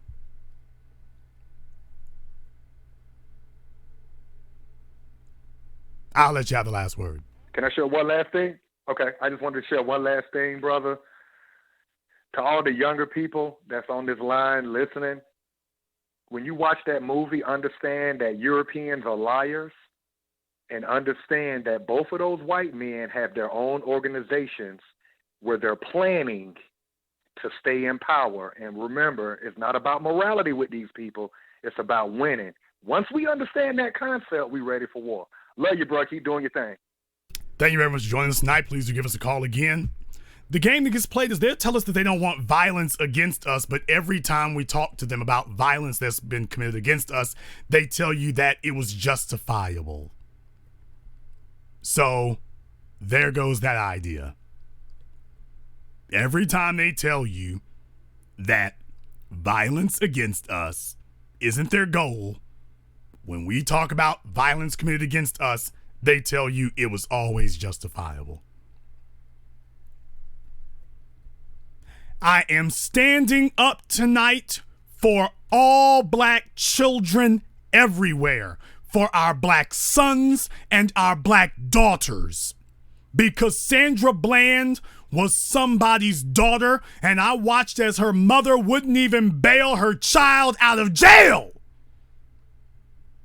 And you want me to act like I didn't see that? You want me to deflect? Rakia Boyd was somebody's daughter. Renisha McBride was somebody's daughter.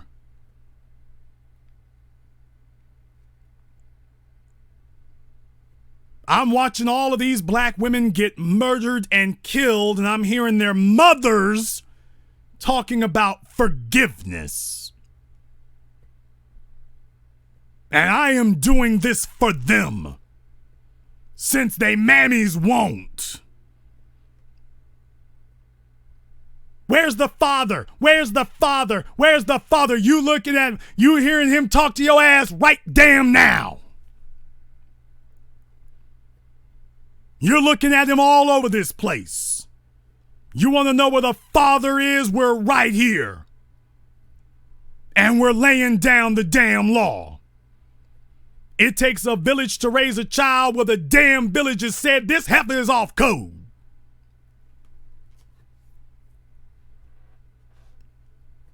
You want to know where the father is? You're looking at him.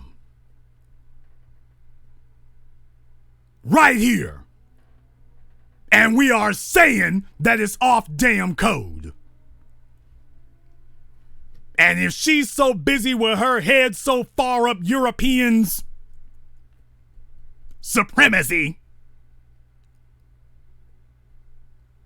that she can't even be bothered to stand up for her own child, then the fathers are going to stand up and say, we are calling this out for what it is, and we need to get into contact to let people know we are not quiet about this.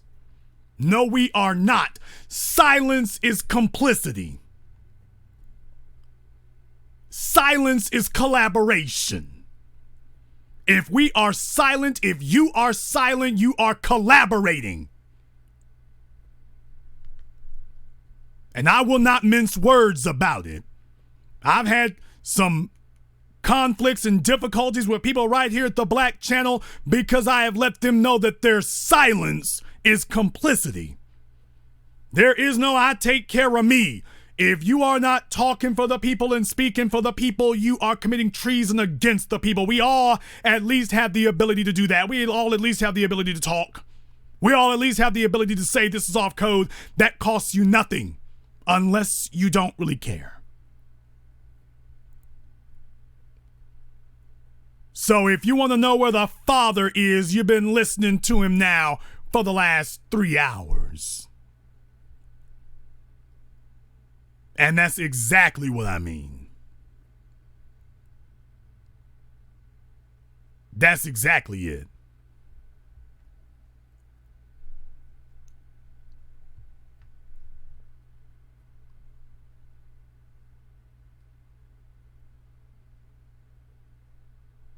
The time for giving out excuses is over.